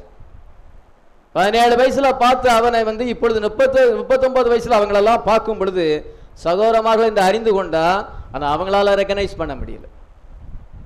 அவர் எகிப்து தேசம் ஒரு எகிப்தியன் என்று நினைக்கிறாரு. எகிப்தியன் மீது பார்வோன் எகிப்தியன் என்ன சொன்னால் எகிப்தியனுடைய ராஜா என்று சொல்லி அவங்கெல்லாம் நினைக்கிறாங்க. ஆனா இவன் அவர்களை அறிந்து கொண்டான். 7ஆம் வசனத்தை வாசிக்கலாம். யோசேப்பு அவர்களை பார்த்து தன் சகோதரர் என்று அறிந்து கொண்டான். அறிந்தும் அறியாதவன் போல கடினமாய் அவர்களோட பேசி, நீங்கள் எங்கே இருந்து வந்தீர்கள் என்று கேட்டான். அதற்கு அவர்கள், கானான் தேசத்திலிருந்து தானியம் கொள்ள வந்தோம் என்றார்கள். சரி, யோசேப்பு என்ன செய்தான் என்றால், அவர்களை பார்க்கும் பொழுது அவர்கள் என்னார் என்பதை யார் தெரிந்து கொண்டான்? சகோதரர்கள் வந்திருக்கிறாங்க. சொப்பனத்தை கர்த்தர் நிறைவேற்றுகிறார். ஹல்லேலூயா. நான் அல்ல, கர்த்தர் நிறைவேற்றுகிறார். ஆமென். His word come to pass. அவருடைய வார்த்தையானது இன்றைக்கு நிறைவேறி இருக்கிறது. Every word must come to pass. Hallelujah. நீங்க அவருடைய promise word believe பண்ணினால், ஒவ்வொரு மாசம் கொடுக்கிற promise word believe பண்ணினால், இந்த பைபிள்ல இருக்கிற promise word believe பண்ணினால், one day it will come to pass. Hallelujah. ஒரு நாளிலே தேவன் அதை நிறைவேற்றுவார். ஆமென். இப்பொழுது நிறைவேறி இருக்கு. யோசேப்பு நாளில் அது ஒரு எக்ஸ்பீரியன்ஸ் ஆகிவிட்டது. அது ஃபியூச்சர் அல்ல, அது பிரசன்டாக மாறிவிட்டது, நிகழ்காலமாக மாறிவிட்டது. அவன் பார்த்த உடனே என்ன செய்தான் என்றால், நீங்க எங்கே இருந்து வந்தீங்க, எதற்காக வந்தீங்க? ஒரு நாட்டிலேருந்து இன்னொரு நாட்டில் வரணும்னா சும்மா வர முடியாது. இங்கேருந்து நீங்கள் வேறு நாட்டுக்கு போக முடியாது. நமக்கு வந்து விஷன் வேணும், பாஸ்போர்ட் வேணும், இல்லை விஷா வேணும், பாஸ்போர்ட் வேணும், அல்லது சும்மா போக முடியாது. என்ன பர்பஸுக்காக போகிறோன்னு அதில் எழுதியிருக்கணும். அதனால் எங்கேருந்து வந்தீங்க, எதற்காக வந்தீங்க அப்படின்னு கேட்கும் பொழுது உங்களுடைய பாஸ்போர்ட் எங்கே, உங்களுடைய விஷா எங்க, எல்லாத்தையும் எடுங்க, எல்லாத்தையும் நான் பார்க்கணும், வெரிஃபிகேஷன் பண்ணணும் அப்படின்னு சொன்ன உடனே அவங்க ரொம்ப ஷாக் ஆகி போச்சு. நம்ம போயிட்டு என்ன செய்யணும்னா பணத்தை கொடுத்து தானியத்தை வாங்கிட்டு கழுதை மேலே ஏற்றிக்கிட்டு வீட்டை பார்த்து வரலான்னு பார்த்தா இங்கே வந்து இப்படிலாம் கொஸ்டின் பண்ணுவான்னு நம்ம நினைக்கலையே. பணத்தை கொடுத்தா போதும், நம்ம பொருளை வாங்கிட்டு வந்துடலான்னு நினச்சோம். இப்போ என்ன சொன்னால் பாஸ்போர்ட் எங்கே, விஷா எங்கே, நீங்கள் வந்து வேவுகாரர்கள், தீவிரவாதிகள், நாட்டை கெடுக்க வந்திருக்கிறீங்க, உங்கள் மேலே எனக்கு நம்பிக்கை இல்லை, தேசம் திறந்து கிடக்குன்னு பார்க்க வந்திருக்கீங்க, கொள்ளையடிச்சிட்டு போகலான்னு வந்திருக்கிறீங்களோ, இவ்விதமாக கேள்வி கேட்கும் பொழுது அவங்களுக்கு ரொம்ப ஷாக்காக போய்விட்டது. யோசேப்பு தன்னுடைய சொப்பனத்தை நினைவு கூறுகிறார். ஆமீன். 9ஆம் வசனத்தை வாசிக்கலாம். யோசேப்பு அவர்களை குறித்து தான் கண்ட சொப்பனங்களை நினைத்து அவர்களை நோக்கி, நீங்கள் வேவுக்காரர், தேசம் எங்கே திறந்து கிடக்கிறது என்று பார்க்க வந்தீர்கள் என்றார். இதோ 9th verse என்ன, and Joseph remembered the dreams which he dreamed of them and said unto them, ye are spies to see the nakedness of the land, ye are come. நீங்க வந்து தேசம் திறந்து கிடக்கிறது என்று பார்க்க வந்திருக்கிறீர்கள், நீங்கள் உளவாளிகள், நீங்க உளவு பார்க்க வந்திருக்கிறீங்க. ஸ்னோடென் என்கிறவன் ஏதோ அந்த மனுஷன் என்ன செய்தார் என்றால், அமெரிக்கா எல்லா நாட்டு இராணுவங்களையும் உளவு பார்த்து வச்சிருக்கிறேன்னு அவர் அது சொல்லிட்டார். அதனால் அவர் வந்து அமெரிக்கா அவரை பிடிக்க வேண்டும் என்று அரெஸ்ட் பண்ண நினைக்கும் பொழுது ரஷ்யாவிலே தஞ்சம் அடைந்திருக்கிறார் என்று நான் பேப்பரில் வாசித்தேன். அந்த ஸ்னோ டவுன் என்ன சென்றால், ஸ்னோடென்ங்கிறவர் என்ன செஞ்சார், எல்லாத்தையும் கண்டுபிடிக்கிறார். இந்த ஒவ்வொரு நாடும் என்ன செய்து, அமெரிக்கா என்ன செய்து, அந்த ரகசியத்தை அம்பலப்படுத்துகிறது. அமெரிக்கா எல்லா நாட்டு ரகசியங்களையும் உளவு பார்த்து வைத்திருக்கிறது, அதுக்கு அவ்வளவுதான திறமை இருக்கிறது என்பதை வெளிப்படுத்தினார். அதை பாருங்க, நீங்க உளவாளிகள், நீங்க உளவு பார்க்க வந்திருக்கிறீங்க, எல்லா நாட்டையும் அமெரிக்கா உளவு பார்த்து வச்சிருக்கு. அதே போல ஒவ்வொரு நாடும் இன்னொரு நாட்டை உளவு பார்க்கும். எல்லாம் சிபிஐ இருக்கிறது என்ன செய்யறது என்றால் அது மற்ற நாடுகளை உளவு பார்க்கும். பாகிஸ்தான் என்ன எஃப்ஐ என்ன செய்யறது என்றால் அது நம்ம நாட்டை உளவு பார்க்கும். இப்படி எல்லா நாடுகளும் உளவாளிகளை வைத்திருக்கிறது. நீங்க அந்த உளவாளிகள் தான், ஸ்பைஸ். உளவு, நாட்டை உளவு பார்த்து நாட்டை வீழ்ச்சி அடைய செய்யணும் சொல்லி, இதை கொள்ளையடிக்கணும் சொல்லி நீங்க விதமா வந்திருக்கிறீங்க அப்படின்னு சொல்லும் பொழுது அவங்க வந்து என்ன செய்யறது என்றால் திகைச்சு போனாங்க. அவங்க வந்து என்ன செய்யறது என்றால் யோசேப்பு நினைக்கிறார், இவங்களை நான் வந்து இவங்க கண்ணை திறக்கவே கூடாது. Keep them blind, keep them ignorant. அவங்கள வந்து அறியாமையிலே வைக்கணும். அவங்கள வந்து என்ன செய்யணும், அவங்க கண்ணை திறக்கக்கூடாது. எப்போ திறக்கணும்னா உண்மையிலே அவங்க தங்களுடைய தவறுகளை உணரும் பொழுது, உண்மையாகவே மனம் திரும்பினா, அவங்க செய்த துரோகத்தை, அவங்க செய்த பாவத்தை உண்மையிலே ஹார்ட்ல அவங்க வந்து உணர்ந்த பின்பு அவங்களுடைய கண்ணை நான் திறக்கணும். இதோ அவங்களுடைய இக்னரன்ஸ், இதை என்ன செய்யணும், அவனுடைய அறியாமைக்கு நான் வந்து ரெவலேஷன் கொடுக்க வேண்டும் என்று சொல்லி, நான் யார் என்பதை அதன் பின்பு தான் வெளிப்படுத்த வேண்டும் என்று முதல்ல அவன் தீர்மானம் பண்ணி கொண்டான். அவங்கள பார்த்த உடனே தீர்மானம் பண்ணி கொண்டான். பாருங்க, அதான் வந்து யோசேப்பினுடைய ஞானம். ஹல்லேலூயா. இயேசு கிறிஸ்து ஒருவரே ஞானம் உள்ளவராய் இருக்கிறார். ஹல்லேலூயா. ஒரு பையனை எப்படி நம்ம வந்து ரட்சிப்புல கொண்டு வரணும் நமக்கு தெரியாது. நம்ம ஆலோசனை சொன்னா பையன் கேட்க மாட்டான். ஒரு பொண்ணுக்கு ஆலோசனை சொன்னா கேட்காது. ஆனா கர்த்தருக்கு தெரியும் அந்த ஆத்மாவை எப்படி கொண்டு வரணும் தெரியும். ஹல்லேலூயா. ஆண்டவரே, உம்முடைய ஞானம் என்னுடைய ஞானத்தை காட்டிலும் விசேஷமானது. நான் உம்முடைய ஞானத்துக்கு ஒப்பு கொடுக்குறேன். அந்த ஆத்மாவை எப்படி நீ திருத்தி கொண்டு வருவேன்னு உமக்கு தெரியும். ஜோசப்புக்கு தெரியும். ஹல்லேலூயா. நமக்கு தெரியாது. நம்ம எத்தனையோ மெத்தடை கை கொள்ளலாம் ஒரு ஆத்மா ரட்சிக்கப்படுறதுக்கு. ஒரு குடும்பத்தில் இருக்கிற ஒரு பிள்ளை ரட்சிக்கப்படுறதுக்காக நம்ம எவ்வளவு ட்ரை பண்ணலாம். ஆனா கர்த்தர் அனந்த ஞானம் உள்ள தேவனா இருக்கிறார். அவருடைய ஞானம், அவருடைய ஐஸ்வர்யம் அளவற்றது. ஹல்லேலூயா. இப்பொழுது என்ன சொல்ற, யோசேப்புக்கு அந்த ஞானம் இருக்கிறது. இவங்க ரியலைஸ் பண்ணாத பட்சத்துல, தங்களுடைய பாவங்களை உணர்ந்து மனம் திரும்பாத பட்சத்துல இவங்களுக்கு நான் யார் என்பதை வெளிப்படுத்த மாட்டேன். கீப் தம் பிளைண்ட், அவங்கள வந்து குருடராகவே வைத்து விடுவேன் என்று தீர்மானம் பண்ணிவிட்டு அவன் அவ்விதமாக ரொம்ப ரொம்ப ரஃபா நடந்து கொள்ளுகிறான். இல்ல, நாங்க வந்து உண்மையானவங்க, ஒரு தகப்பனுக்கு பிறந்த பிள்ளைகள், அவங்க 12 பேர் உண்டு, ஒருவன் காணாமற் போனான், இன்னொருத்தன் இருக்கிறான், இப்படின்னு இவங்க புலம்ப ஆரம்பிச்சிட்டாங்க. தன்னுடைய குடும்ப சரித்திரத்தெல்லாம் சொல்ல ஆரம்பிச்சிட்டாங்க. அவன் சொல்லுகிறான், you are a bunch of liars, நீங்க எல்லாம் பொய் பேசுறவங்க. உண்மையிலே அவங்க பொய் பேசுறவங்க தான். full of envy, jealousy, பொறாமை பிடித்தவர்கள், ஏமாற்றுக்காரர்கள், deceivers. நீங்க ஏமாத்துக்காரங்க, நீங்க பொய்யர்கள், நீங்க பொறாமை பிடித்தவர்கள். இதை என்ன செய்தால் உங்க வாழ்க்கை வாயில உண்மை கிடையாது, அதனால நான் உங்களை நம்ப மாட்டேன் அப்படி என்று சொல்லுகிறான். நீங்க உண்மையில உளவாளிகள் தான், இல்ல நாங்க ட்ரூ மென், நாங்க உண்மையானவர்கள் தான் சொல்லும் பொழுது அவன் அதை நம்பவில்லை, நம்பல. அப்படி அவிதமாக அவன் நடித்துக் கொள்கிறான். பாருங்க, இத நாங்க ஒரு தகப்பனுடைய பிள்ளைகள் என்று சொல்லுகிறாங்க.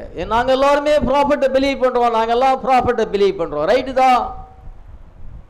நாங்க தீர்க்கதரிசியை விசுவாசிக்கிறோம், நாங்க மெசேஜ்ல இருக்கிறோம், ரைட்டு தான். இந்த 11 சகோதரர்களும் மெசேஜ்ல இருந்தாங்க.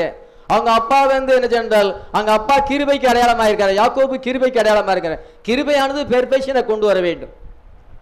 ஃபெய்த் என்ன செய்ய வேண்டும் என்றால் ஃபெய்த் அங்கே ஜஸ்டிஃபிகேஷனை கொண்டு வர வேண்டும், ஜஸ்டிஃபிகேஷன் கிரேஸை கொண்டு வர வேண்டும், கிரேஸ் பெர்ஃபெக்ஷனை கொண்டு வரணும். ஆனா இவங்கிட்ட பெர்ஃபெக்ஷன் இல்லை.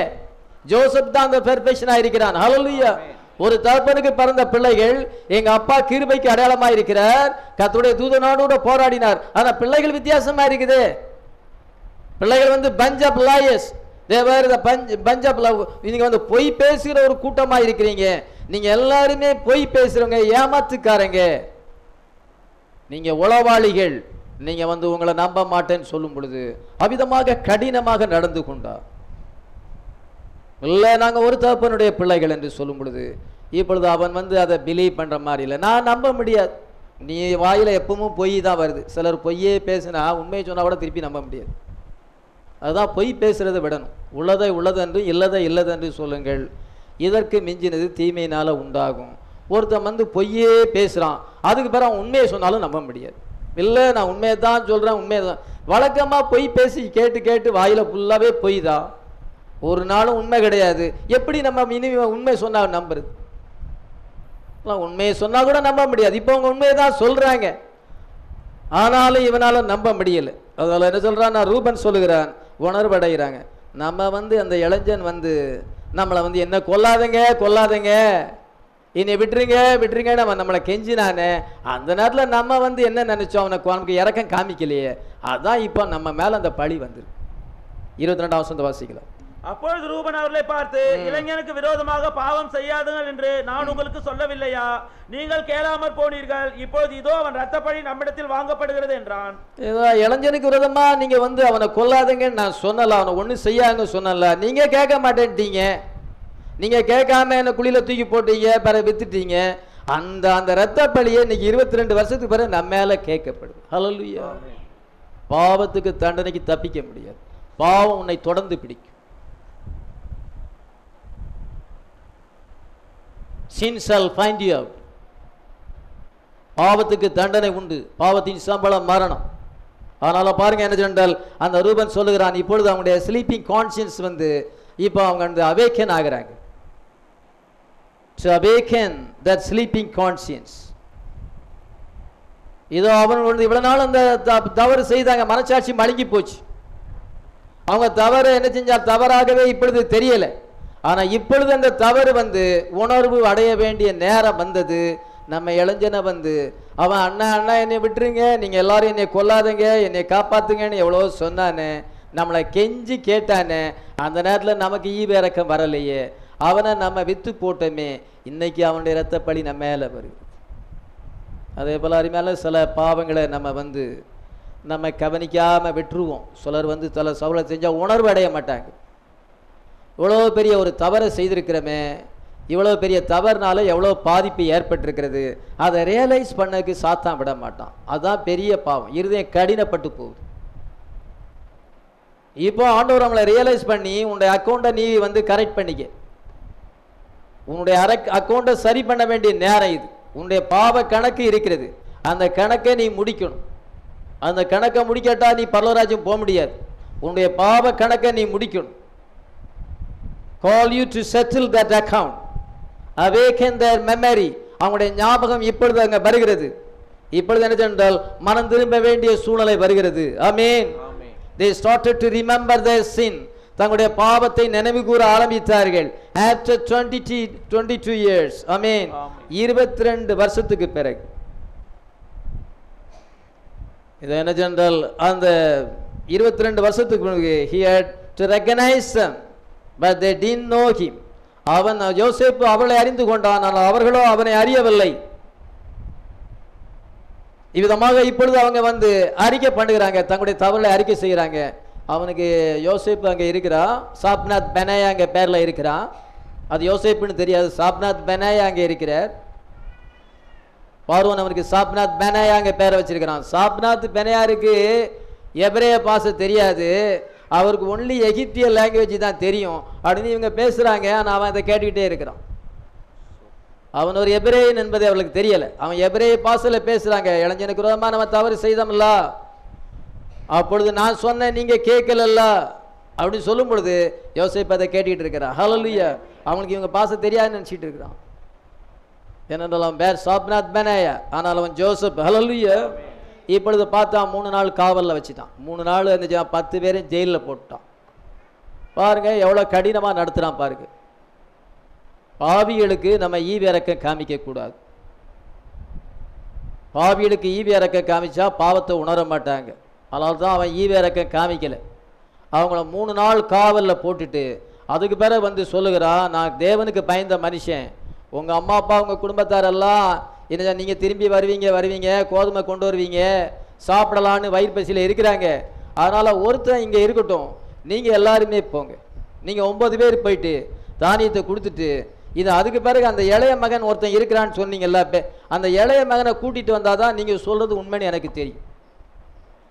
அந்த லாஸ்ட் பையன், அந்த கடைசி பையனை கூட்டிகிட்டு வந்தால் தான் நான் வந்து உண்மை. அது வரைக்கும் நான் அந்த சிமியோனை பிடிச்சு வச்சிருந்தேன் என்று சிமியோனை என்ன செஞ்சான், அந்த லேவியை விட்டு பிரித்து அந்த சிமியோனை காவலில் வைத்து விட்டு மற்ற பேரில் அனுப்பிவிட்டான்.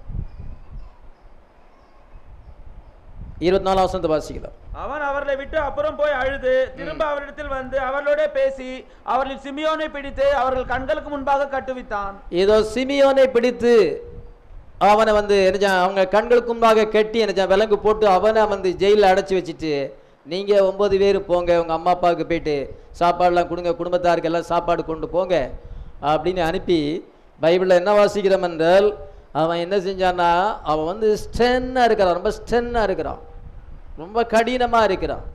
ரொம்ப கடினமாக இருந்தது மட்டுமல்ல, ரொம்ப அன்பும் அவனுக்குள்ளே இருக்குது. ஹல்லேலூயா. சொல்லுவாங்க அடிக்கிற கனி தான் அணைக்கும் என்று சொல்லுவார்கள். அதனால பாருங்க என்ன என்றால் ரொம்ப ஸ்டென்னாக அவங்ககிட்ட இருக்கிறான், உள்ளத்துக்குள்ள அதிக அன்பு. கொஞ்ச நேரம் பேசணுன்னு அவனுக்கு அழுக வருது, அல்ல உள்ள வீட்டுக்குள்ளே போயிட்டு அழுதுட்டு வரான்.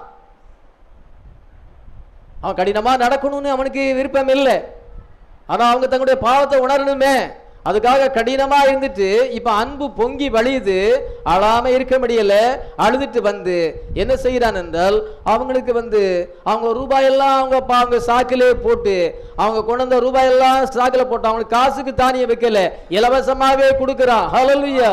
தேவனுடைய ஆசீர்வாதங்கள் எல்லாம் இலவசமானது. ஹல்லேலூயா. 25 வசனத்தை வாசிக்கலாம்.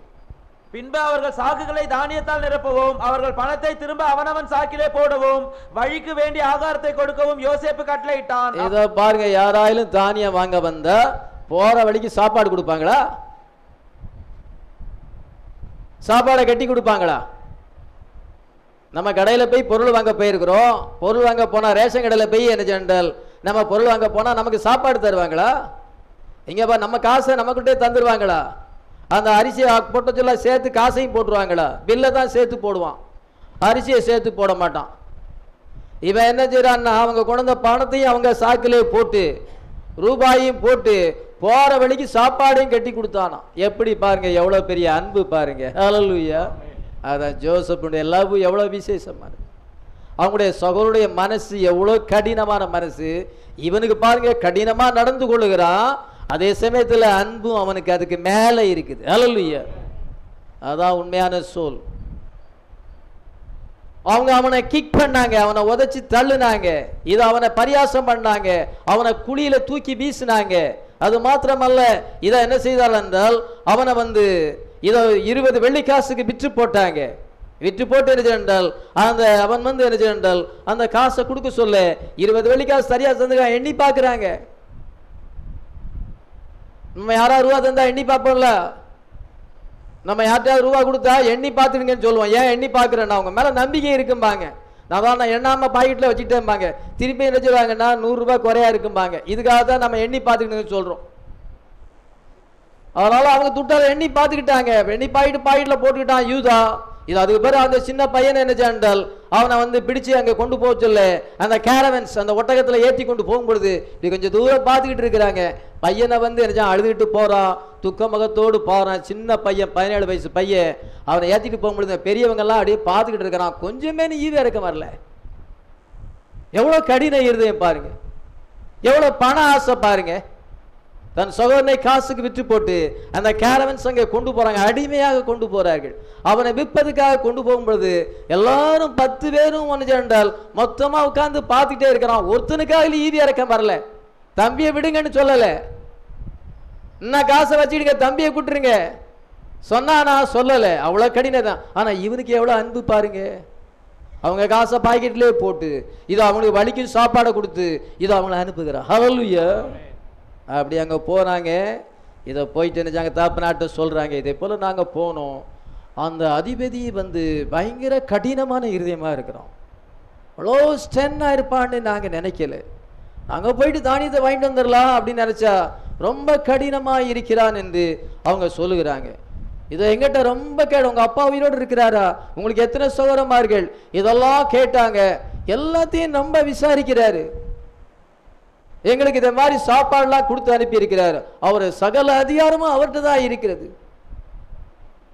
அடுத்த முறை நம்ம போக சொல்ல அவரை பார்க்காம இருந்தா நல்லா இருக்குமே, அந்த மனுஷன் முகத்துல எப்படி முடிப்போம். அது மாத்திரமல்ல நாங்க சொல்லிட்டோம் ஒரு எங்களை வந்து அங்க வந்து ஸ்பைஸ்ன்னு சொல்றாங்க, உளவாளிகள் சொல்லும் பொழுது எங்க தகப்பன் நாங்க ஒரு தகப்பன் எப்படியும் ஒருத்தன் காணாம போனா இன்னொருத்தன் இருக்கிறான்னு நீங்க ஏன் அப்படி சொன்னீங்க, இன்னொரு பையன் இருக்கிறான்னு ஏன் சொன்னீங்க, இதை அவனை கூட்டிகிட்டு வந்தாதான் வந்து அடுத்த முறை தானியை வாங்க முடியும். சிமியோனை பிடிச்சு அங்கே கட்டி வச்சுட்டாரு அப்படின்னு சொல்லும் பொழுது தகப்பனாருக்கு ரொம்ப கடினம், ரொம்ப கவலை ஆகிப்போச்சு. யோசேப்பு தான் காணாமல் போனான், அடுத்த இவனையும் கொண்டு போக பார்க்குறீங்களே அப்படின்னு நினச்சான். தானியம் காலியாக போச்சு, சாப்பாடெல்லாம் சாப்பிட்டு முடிச்சாச்சு. சிமியோன் அங்கே ஜெயிலில் கிடக்கிறான், எகிப்தில் கிடக்கிறான். இப்பொழுது மறுபடியும் தகப்பனா தானியம் வாங்கிட்டாங்க. இந்த பெஞ்சமீனை கொடுக்க விடலைன்னா நாங்கள் போக முடியும், நான் எப்படி அவனை விடுவேன், எல்லாத்தையும் சின்ன பையனாச்சு, நான் அவனை விட முடியாது. யோசேப்புக்கு நடந்த மாதிரி அவனுக்கு நடந்துருமேன்னு சொல்லும் பொழுது நீர் அவங்களை விடலைன்னா நாங்கள் தானியம் வாங்க முடியாது. அதனால ரூபனும் யூதாவும் தகப்பனாட்டை கெஞ்சி கேட்டு அவனை கொண்டு வரலன்னா நீர் எங்களை வந்து இதை என்ன சென்றால் கொலை பண்ணி போடும் அப்படின்னு சொல்லி ரொம்ப கட்டாயப்படுத்தினால தகப்பனார் வந்து மனசில்லாமல் அந்த பெஞ்சமீனை விட்டுட்டாரு. இப்பொழுது பெஞ்சமீனை கூட்டிகிட்டு வந்து 2ஆம் முறை விசிட் பண்ண வந்திருக்கிறாங்க. செகண்ட் விசிட் 43ஆம் அதிகாரம் 33-34 வாசிக்கிறோம். அவனுக்கு முன்பாக மூத்தவன் முதல் இளையவன் வரைக்கும் அவனவன் வயதின்படியே அவர்களை உட்கார வைத்தார்கள். அதற்காக அவர்கள் ஒருவரொருவர் பார்த்து ஆச்சரியப்பட்டார்கள். அவன் தனக்கு முன் வைக்கப்பட்டிருந்த போஜனத்தில் அவருக்கு பங்கிட்டு அனுப்பினான். அவர்கள் எல்லாருடைய பங்குகளை பார்க்கலும் பென்யமீனுடைய பங்கு 5 மடங்கு அதிகமாக. 43ஆம் அதிகாரத்திலே 2வது முறை வந்திருக்கிறார்கள். 2ஆம் முறை தானிய வாங்க வரும் பொழுது நீங்க கவனிக்க வேண்டிய காரியம் என்னவென்றால் இப்பொழுது பெஞ்சமீன் வந்திருக்கிறான். அந்த மனுஷனை பார்க்காமலே வாங்கிட்டு போயிடலான்னு பார்த்தா அந்த மனுஷன் முகத்துல தான் முடிக்க வேண்டியிருக்கு. அதில் யோசேப்பு முகத்தில் முடிக்கும் பொழுது எல்லாரையும் பார்க்குறான். பெஞ்சமீனை பார்க்கும் பொழுது அவனுக்கு ரொம்ப அழுக வருது. ஏன்னா தன்னுடைய ஒரே தாய்க்கு பிறந்த மகன், மற்றவங்களாம் வேற தாய்க்கு பிறந்தவங்க. அதில் தன்னுடைய தாய்க்கு பிறந்த அதே மகன் கூட பிறந்த என்ன ஃபுல் பிளட்டட் பிரதர், அந்த அவனுடைய முழு ரத்தமும் அங்கே அங்கே இருக்கிறது. அதனால் அவன் வந்து மற்றெல்லாம் வந்து வேற தாய்க்கு பிறந்த, தகப்பன் ஒன்று தாய் வேறு. ஆனால் இது வந்து தன்னுடைய தாய்க்கும் தகப்பனுக்கும் பிறந்த அதே பையன், கூட பிறந்த பையனை பார்த்தோன்னு அவனுக்கு அன்பு அதிகமாகி விட்டது. அதனால் அடக்கி கொண்டான். இப்பொழுது தானியம் வாங்கவங்களை வந்து சாப்பிட கூப்பிடுறோம். யாராவது தானியம் வாங்க போனால் சாப்பாடு கூப்பிட்டு சாப்பிட்டு போங்கன்னு சொல்லுவாங்களா? அதுவும் அவன் வீட்டில் கூப்பிட்டு வந்து, யோசேப்பு தன்னுடைய வீட்டில் கூப்பிட்டு வந்து எல்லாரும் மத்தியானம் சாப்பாடு உங்களுக்கு ஆயத்தம் பண்ணியிருக்கிறேன், எல்லாம் காலை கழுவிட்டு சாப்பிட வாங்க அப்படின்னு சொல்லி கூப்பிட்டு போகிறோம். அவங்க என்ன செஞ்சுருக்காங்கன்னா அந்த ரூபாயெல்லாம் கொண்டு வராங்க. நாங்கள் வந்து அங்கே அவிழ்த்து பார்த்தோம், ரூபாயெல்லாம் இருந்துச்சு. நாங்கள் கொண்டு போன ரூபாய் எங்களுக்கு அது கைப்பிசகா ஒரு வேளை வந்திருக்கும் அப்படிங்கிறதுக்காக அதை நாங்கள் கொண்டு வந்துருக்குறோம். மேற்கொண்டும் பணம் வாங்க வந்து நாங்கள் தானியம் வாங்க பணம் கொண்டு வந்துருக்குறோம். இன்னும் காணிக்கை வேற கொண்டு வந்து இவ்விதமாக அவங்க பயந்துக்கிட்டு இருக்காங்க. தேவர் டெரிஃபைடு, பயம், பயங்கர பயம், மனசுக்குள்ள ரொம்ப பயம். யோசேப்பு என்ன சொல்லுவாரோன்னு பயந்துகிட்டு இருக்கிறாங்க. இப்போ பாருங்க ரொம்ப உண்மையா இருக்கிறாங்க. அந்த பணத்தையும் திருப்பி கொண்டு வராங்க. அப்பொழுது அவன் சொன்னான், கர்த்தர் உங்களுக்கு நீங்க உங்க கர்த்தர் என்ன செய்யாரு, உங்களுக்கு அதை புதையலா தந்துட்டாரு, எனக்கு பணம் எல்லாம் கிடைச்சிக்கிட்டு. பாருங்க, அவன் அவங்களுக்கு இலவசமா தான் தானியத்தை கொடுத்தான். ஹல்லேலூயா. தேவனுடைய வார்த்தை இலவசமானது. ஹல்லேலூயா. யார் வேணாலும் அந்த வார்த்தையை கேட்கலாம். நம்ம ஆஃபரிங் தைத்து கொடுப்பது என்னவென்றால் அது நம்ம கர்த்தரை கனப்படுத்துகிறோம். ஆனால் வேர்டு ஃப்ரீ, இலவசமானது. அது இப்பொழுது தானியத்தை அவர்களுக்கு இலவசமாக கொடுக்கிறான். ஆனால் பணத்தை கையில வாங்கல. இதை எல்லா பணமும் எனக்கு கிடைச்சிட்டு, உங்க கர்த்தர் உங்களுக்கு அந்த அற்புதத்தை செய்திருக்கிறார், புதையலா தந்திருக்கிறார் அப்படி என்று சொல்லிவிட்டான். இப்பொழுது சாப்பிட வைக்கும் பொழுது எல்லாரையும் வரிசையா பேர்த் ஆர்டர்ல கரெக்டா வைக்கிறான்.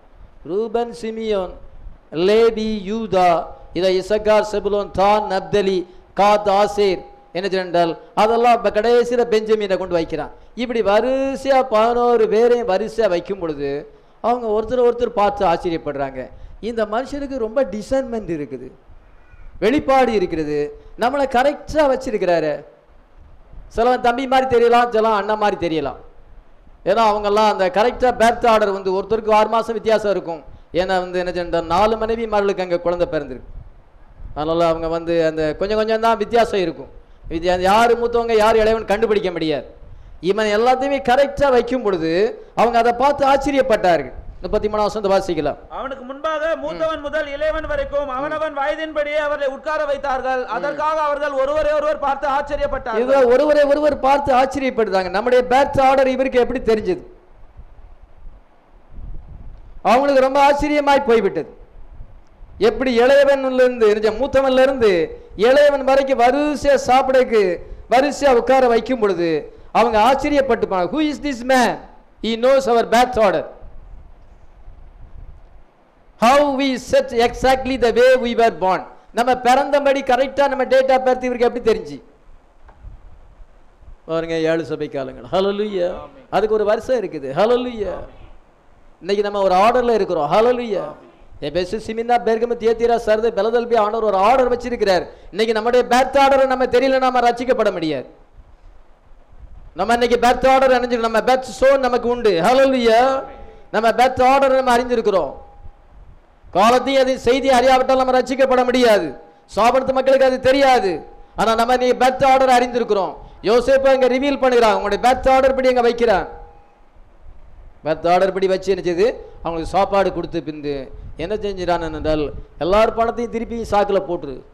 வேலைக்காரன் சொல்ல எல்லா பாத்தையும் போட்டு அந்த பெஞ்சமீன் இருக்கானே அவனுடைய கோணியில் என்ன செய்ய சாக்கில் என்னுடைய வெள்ளி பாத்திரத்தை வச்சு சாப்பாடு பாத்திரத்தை வெள்ளி பாத்திரத்தை அதை போட்டு அவனை கட்டி கொடுத்துரு அப்படின்னு சொல்லுகிறான். 44ஆம் அதிகாரம் 2ஆம் வசனத்தை வாசிக்கலாம். இளையவனுடைய சாக்கின் வாயிலே வெள்ளி பாத்திரமாகிய என் பான பாத்திரத்தையும் தானியத்துக்கு அவன் கொடுத்த பணத்தையும் போடு என்று கட்டளையிட்டான். இதோ என்னுடைய வெள்ளி பாத்திரத்தை போடு. எல்லாரும் கோணிலே அவங்கவுங்க அவங்களுடைய பணத்தை போட்டு அந்த பணம் அவங்களுக்கு ஆண்டவர் இலவசமா கொடுக்கிறார். ஹல்லேலூயா. அது மாத்திரமல்ல, பென்யமீனுக்கு போஜனமும் 5 மடங்கு அதிகமாகும். அவனுக்கு கொஞ்சம் ஸ்பெஷலா வைக்கிறது. அவன் தன்னுடைய தாய் பெற்ற மகன். ஹல்லேலூயா. அவனுக்காக உள்ளம் இவனுக்கு பொங்குகிறது. அதனால அவனுக்கு ஸ்பெஷல் டயட். இப்பொழுது என் வெள்ளி பாத்திரத்தை அவன் வாயில போட்டுரு, அவனுடைய கோணி வாயில போட்டுரு என்று சொல்லும் பொழுது எதுக்காக பெஞ்சமீன் கோயில போடுறேன்னா அவங்களை டெஸ்ட் பண்ணி பார்க்குறான். ஹல்லேலூயா. அந்த மற்ற சகோதரமாரில் டெஸ்ட் பண்ணி இப்போ அவங்களுடைய நேச்சர் மாறி இருக்குதா, இன்னும் அந்த ஓல்டு நேச்சர் தான் இருக்குதா, இத்தனை வருஷம் ஆகி அவங்களுடைய புத்தி மாறி இருக்குதா, கொஞ்சமாவது மாறி இருக்கிறதா, அதை டெஸ்ட் பண்ணி பார்க்கணும். என்ன அடிமையா வித்தாங்க, இவனையும் அடிமையா விற்கிறாங்களா, என்ன மாதிரி தான் என் தம்பியை நடத்துறாங்களா அப்படிங்கிறத நான் இன்னைக்கு டெஸ்ட் பண்ணி பார்க்கணும். அப்படி நடத்தல, அவன் தம்பிக்காக அவங்க போராடினாங்க, பரிந்து பேசினாங்கன்னா அவங்களுடைய நேச்சர் மாறி இருக்கிறது. அப்படி மாறி இருந்தால் என்னை அவர்களுக்கு வெளிப்படுத்துவேன், மாறவில்லை என்றால் நான் வெளிப்படுத்த மாட்டேன். எப்படி பாத்தீங்களா? அவனுடைய மனசுல அந்த சீக்ரெட் வச்சிருந்தான். அவங்க உண்மையிலே அவனுடைய ஹார்ட் சேஞ்ச் ஆயிருந்தது என்றால், அவங்களுடைய கலோசியஸ் மைண்ட் கடின இருதயமானது மாறி இருக்கும் என்றால் நான் யார் என்பதை அவளுக்கு வெளிப்படுத்துவேன். அவங்களுடைய மாறாதபடி தம்பியை அவங்க அடிமையா வித்துட்டாங்கன்னா அவங்களுக்கு வெளிப்படுத்த மாட்டேன், தம்பியை நான் வச்சுக்கிடுவேன், அவங்கள அனுப்பிடுவேன். மாறி அவன் ஒரு பிளான் பண்ணினான். இதை அவன் பிளான் பண்ணி என்ன சென்றால் அந்த பெஞ்சமீனுடைய அந்த சாக்குல என்னுடைய வெள்ளி பாத்திரம், சாப்பாட்டு பாத்திரம், வெள்ளி பாத்திரத்தை அதில் வச்சிரு என்று சொல்லும்பொழுது வேலைக்கார விதமாக செய்து விட்டான். இப்பொழுது அவங்க எல்லாம் தானியத்தை ஏற்றி கொண்டு போயிட்டே இருக்கிறாங்க. போய் கொண்டு இருக்கும் பொழுது பாதி கொஞ்சம் தூரம் போன உடனே வேலைக்காரனை அனுப்பி அவங்களெல்லாம் நிறுத்த சொல். நீங்கள் வந்து உண்மையில் உளவாளிகள் தான். நீங்கள் வந்து உங்களுக்கு சாப்பாடு கொடுத்தாரு எங்கள் எஜமான். ஆனால் நீங்கள் வந்து அந்த சாப்பாடு கொடுத்ததுக்கு நன்றி இல்லாதபடி அவருடைய வெளி பாத்திரத்தை யாரோ ஒருத்தர் திருடிட்டு போயிருக்கிறீங்க. அது என்ன என்றால் அதை வந்து நாங்கள் இப்போ செக் பண்ணணும்னு சொல்லி எல்லாரும் கோணியை அவுத்து பார்க்கும் பொழுது கரெக்டாக பெஞ்சமின் கோணியை அவுத்து பார்க்கும் பொழுது அங்கே சாப்பாடு பாத்திரம் இருக்கு. இல்லை நாங்கள்லாம் அந்த மாதிரிலாம் செய்ய மாட்டோம், யார் பொருளையும் நாங்கள் திருட மாட்டோம், 5 பைசா கூட மற்றவங்க காசு வேண்டாம், அநியாயமான சம்பாத்தியமே வேண்டாம், நாங்கள் அப்படியாப்பட்ட இருதயம் உடையவங்க, நாங்கள் பேராசை பிடிச்சவங்க கிடையாது, காசு பணத்துக்கு ஆசைப்படுறதில்லை, கர்த்தரால் அது வரணும். ஹல்லேலூயா. எத்தனை பேர் அவிதமான விசுவாசத்தில் இருக்கிறோம்? இதை நான் அவிதமான விசுவாசத்தில் இருக்க பிரயாசப்படுகிறேன். நம்ம எல்லாரும் அவிதமான விசுவாசத்தில் இருக்க கர்த்தரால் ஆசீர்வாதம் வரணும், குறுக்கு வழியா வரக்கூடாது, வார்த்தைக்கு அப்பாற்பட்டு வரக்கூடாது. அப்படி வந்தால் அது வேண்டாம். நாங்கள் அவிதமான ஒரு இதயத்தோடு கூட இருக்கிறோம் என்று சொல்லும் பொழுது இல்லை நீங்க வந்து யாரோ ஒருத்தர் திருடி இருக்கிறான்னு சொல்லும் பொழுது பெஞ்சமின் கொண்டு வந்து வரும் பொழுது எல்லாருக்கும் ரொம்ப கஷ்டம் ஆகி போச்சு. தாப்பனாரே விட மாட்டேன்னு சொன்னாரு, நம்ம எவ்வளோ போராடி கூட்டு வந்திருக்கிறோம், இப்போ அவருக்கு என்ன பதில் சொல்ல முடியும்? இல்ல யாருக்கு இருக்கும் அவன் கொலை செய்யப்படணும், இவ்வளவு பெஞ்சமினை கொலை தான் செய்யணும். அப்பொழுது என்ன சொன்னால் அது பெஞ்சமினுடைய இருக்கிறது, நான் அவனை அடிமையாக வைத்துக் கொள்கிறோம், நீங்க எல்லாம் போகலாம். இல்ல அவன் அடிமைக்கு, அவனுக்கு பதிலாக நான் அடிமையா இருக்கிறேன் யூதா சொல்லுகிறான். யார் கோணில இருக்குதோ அவங்க தான் அடிமையா இருக்கும், அவனுக்காக வேற ஒருத்தர் அடிமையா இருக்க முடியாது என்று அங்க போராட்டம் நடந்து கொண்டே இருக்கிறது. யோசேப்போடு கூட அங்க வந்து யோசேப்போடு கூட அவங்க போராடுகிறார்கள். இதை என்ன யோசேப்பு அவனுடைய இதயத்தை கடினப்படுத்தி கொண்டான். ஆமென். இப்பொழுது என்ன சொன்னாங்கன்னா யூதா சொல்லுகிறான், நான் வந்து அடிமையா இருக்கிறேன், பெஞ்சமின் போட்டும். இந்த பெஞ்சமின் வந்து தாப்பனை விட்டு பிரிஞ்சிட்டா அவருடைய உயிரும் இவரு உயிரும் ஒன்னா இணைஞ்சிருக்குது, மகன் பிரிஞ்சிட்டான்னா உடனே உயிர் பேர். அதனால நாங்க எப்படி வந்து பெஞ்சமினை விட்டுட்டு நாங்க எப்படி போக முடியும்? இப்படிதான் பாக்குறான். என்ன பாக்குறான் என்றால் உண்மையிலே இவங்களோட மனசு மாறிட்டு, என்ன அடிமையா வித்த மாதிரி இவனை அடிமையா விற்க அவனுக்கு மனசு இல்லை. ஹல்லேலூயா. அவனுக்காக இவங்க தங்களையே அடிமையாக்க நினைக்கிறாங்க. மைண்ட் சேஞ்ச் ஆயிருக்கதை கண்டுபிடித்து விட்டான். ஆமென். ஏன் விதமாக நடந்து கொள்ள வேண்டும்? ஜோசப் ஏன் கடினமாக நடந்து கொள்ள வேண்டும் என்றால் அதுக்கு அதை பற்றி கொஞ்சம் விளக்கம் சொல்ல விரும்புகிறேன். எல்லாம் நம்ம கவனி, நம்முடைய லைஃபோடு சம்பந்தப்பட்டது. நாங்க அவன் பார்க்கிறான், எல்லாரையும் பார்க்கிறான். ரூபன், பென்னிமின், ரூபன், இதோ சிமியோன், லேவி, யூதா, இசக்கா, செபுலோன், இதோ காத், ஆசே, நப்தலி, எல்லாத்தையும் பார்க்கும் பொழுது இவங்க எல்லாம் பேட்ரியாட்ஸ். ஹல்லேலூயா. கோத்திர பிதாக்கள். ஹல்லேலூயா. இந்த 12 பேரும் கோத்திர பிதாக்கள். ஹல்லேலூயா. 12 சிங்காசனத்துல உட்கார்ந்து இஸ்ரவேலை ஆளுகை செய்ய வேண்டும். இதோ 12 கோத்திர பிதாக்கள். ஹல்லேலூயா. இவங்களுடைய அழைப்பு வந்து கிரேட் காலிங். ஹல்லேலூயா. இவங்களுக்கு பெரிய அழைப்பு கொடுக்கப்பட்டிருக்கிறது. Great calling. ஹல்லேலூயா. மகத்தான அழைப்பை ஆண்டவர் அவளுக்கு கொடுத்திருக்கிறார். ஆனா இவங்களுடைய ஓல்டு நேச்சர் எப்படி இருக்கிறது? பொய் சொல்லுகிறவளாகும், பொறாமை பிடிக்கிறவளாகும், இதை என்ன செய்தால் சுயநலவாதிகளுமாய் இருக்கிறார்களே. இவங்களுடைய அழைப்பு எவ்வளவு பெரியது என்பதை இவங்க அறியாமல் இருக்கிறார்களே. இவங்களுடைய தவற உணரலன்னா மனம் திரும்ப முடியாது, மனம் திரும்பலன்னா அந்த கோத்திர பிதாக்களா மாற முடியாது. அதனால இவங்களை வந்து பெட்டர் மேனாக மாற்ற வேண்டும். இதோ இவங்களுக்கு கர்த்தர் ஆசீர்வாதத்தை கொடுக்க வேண்டும் என்றால் பாவத்தை அறிக்கை செய்யாம இதை கர்த்தருடைய ஆசீர்வாதம் வர முடியாது. ராபஞ்சில பங்கு பெறக்கூடாது. பேரண்ட்ஸ் சொன்னா கூட நான் இப்போ ஞானசானம் கொடுக்க யோசிக்கிறேன். இல்லை அவங்க மகனுக்கு ஞானசானம் கொடுக்கலாமா, மகளுக்கு ஞானசானம் கொடுக்கலாமா, பேரண்ட்ஸ் சொன்னா கூட நாம கொடுக்க விரும்பல. வேணா அதுக்கு பிறகு பையங்க வந்து கீழ்ப்படியாம இருக்கிறான். நல்லா வந்து பொண்ணுகள் கீழ்ப்படியாம இருக்கு. ஞானசானம் எடுத்துக்கிட்டு பாசனம் அவங்களே சொன்னா கூட நான் கொடுக்கறது யோசிக்கிறேன். காலம் கடைசி ஆகிவிட்டு அவங்களுடைய நேச்சர் மாறல. இவங்க கோத்திர இவங்களுடைய அழைப்பு எவ்வளவு பெரிய அழைப்பு. இதான் யூதாவை பார்க்கிறா. யூதா வந்து ராஜாவாக வர, ராஜா கிங்ஷிப் அவனுக்கு வாக்குத்தத்தம் பண்ணப்பட்டிருக்கு. டேவிட் அவனுடைய கோத்திரத்துல வர வேண்டும். ஹல்லேலூயா. இயேசு கிறிஸ்து வர வேண்டும். ஹல்லேலூயா. லேவியை பார்க்கும் பொழுது அவன் ஆசாரிய ஊழியம் அவனுக்கு கொடுக்கப்பட்டிருக்கிறது. ஹல்லேலூயா. ஆரோன் அங்கே ஆசாரியனாக வரணும், ஆசாரிய ஊழியத்தை அவர் செய்ய வேண்டும். யூதா அங்கே ஆளுகை செய்ய வேண்டும். இதை எல்லாரும் 12 பேரும் 12 கோத்திரங்களாக மாற வேண்டும். ஆனா இவங்களுடைய நேச்சர் எப்படி இருக்கும் பொழுது கர்த்தர் இவங்களை எப்படி ஆசீர்வதிக்க முடியும்? இவங்களுடைய காலிங் என்னன்னு தெரியாம செல்ஃபிஷ் பீப்புளா இருக்கிறாங்களே. பண ஆசை பிடிச்சவங்களா இருக்கிறாங்களே, ரேப்சர்ல போகணும். இப்போ நம்ம கர்த்தருடைய வார்த்தை மேல வாஞ்சை இல்லாம உலகப்பரமான மனுஷனை போல நம்ம இருக்கிறோமே அப்படின்னு அவன் யோசிக்கிறான். அதனால இவங்களை உணர்வு அடைய செய்ய வேண்டும் அப்படிங்கிறதுக்காகத்தான் அவன் அவங்ககிட்ட கடினமாக நடந்து கொண்டான். ஆமென். Because God could not put that blessing on sin. அவர்கள் பாவிகளாக இருக்கும் பொழுது பாவிகள் மேல தம்முடைய ஆசீர்வாதத்தை வைக்க முடியாது. இப்பொழுது அந்த 10 சௌரமார்களும் பாவிகளாக இருக்கும் பொழுது அவங்க கோத்திர பிதாக்களா மாற முடியாது. கிங்ஷிப் அங்க வராது, இது ஆசாரியத்துவம் வராது. முதலாவது அவங்க பாவத்தை விட்டு மனம் திரும்ப வேண்டும். அதுக்கு உணர்வு முதல்ல தேவை. அந்த உணர்வு வர்றதுக்காகத்தான் இந்த ஜோசப் கடினமாக நடந்து கொண்டார். ஹல்லேலூயா. நம்முடைய ஜோசப் கர்த்தராகிய இயேசு கிறிஸ்து. ஹல்லேலூயா. அவர் சில நேரங்களிலே கடினமாக நம்மிடத்திலே நடக்கலாம். நமக்கு பல விதமான சாஸ்டைஸ்மென்ட் கொண்டு வரலாம், சிக்ஷைகளை கொண்டு வரலாம். எதற்காக என்றால் நம்ம ஆண்டவர் தெரிந்து கொண்டிருக்கிறார், நமக்கு ஒரு காலிங் கொடுத்திருக்கிறார், நமக்கு அடாப்ஷன் கொடுத்திருக்கிறார். நம்ம அதை ரியலைஸ் பண்ணாம இருக்கலாம். அதனால பாருங்க என்ன என்றால், you are predestinated unto adoption. புத்திர சுவிகாரத்துக்கு என்று ஆண்டவர் உங்களை முன்குறித்திருக்கிறார். ஹல்லேலூயா. God foreordained to you. Foreordained you. கர்த்தர் உங்களை முன் அறிந்திருக்கிறார். ஆமென். கர்த்தர் என்ன நினைக்கிறார் என்றால், நீங்க அவரோடு கூட ஃபெலோஷிப்பா இருக்கணும். தோழன் தோழியை போல இயேசு கிறிஸ்துவோடு ஃப்ரெண்ட்ஷிப்பா இருக்கணும், அவரோடு ஃபெலோஷிப்பா இருக்க வேண்டும். Your friend and companion through life journey.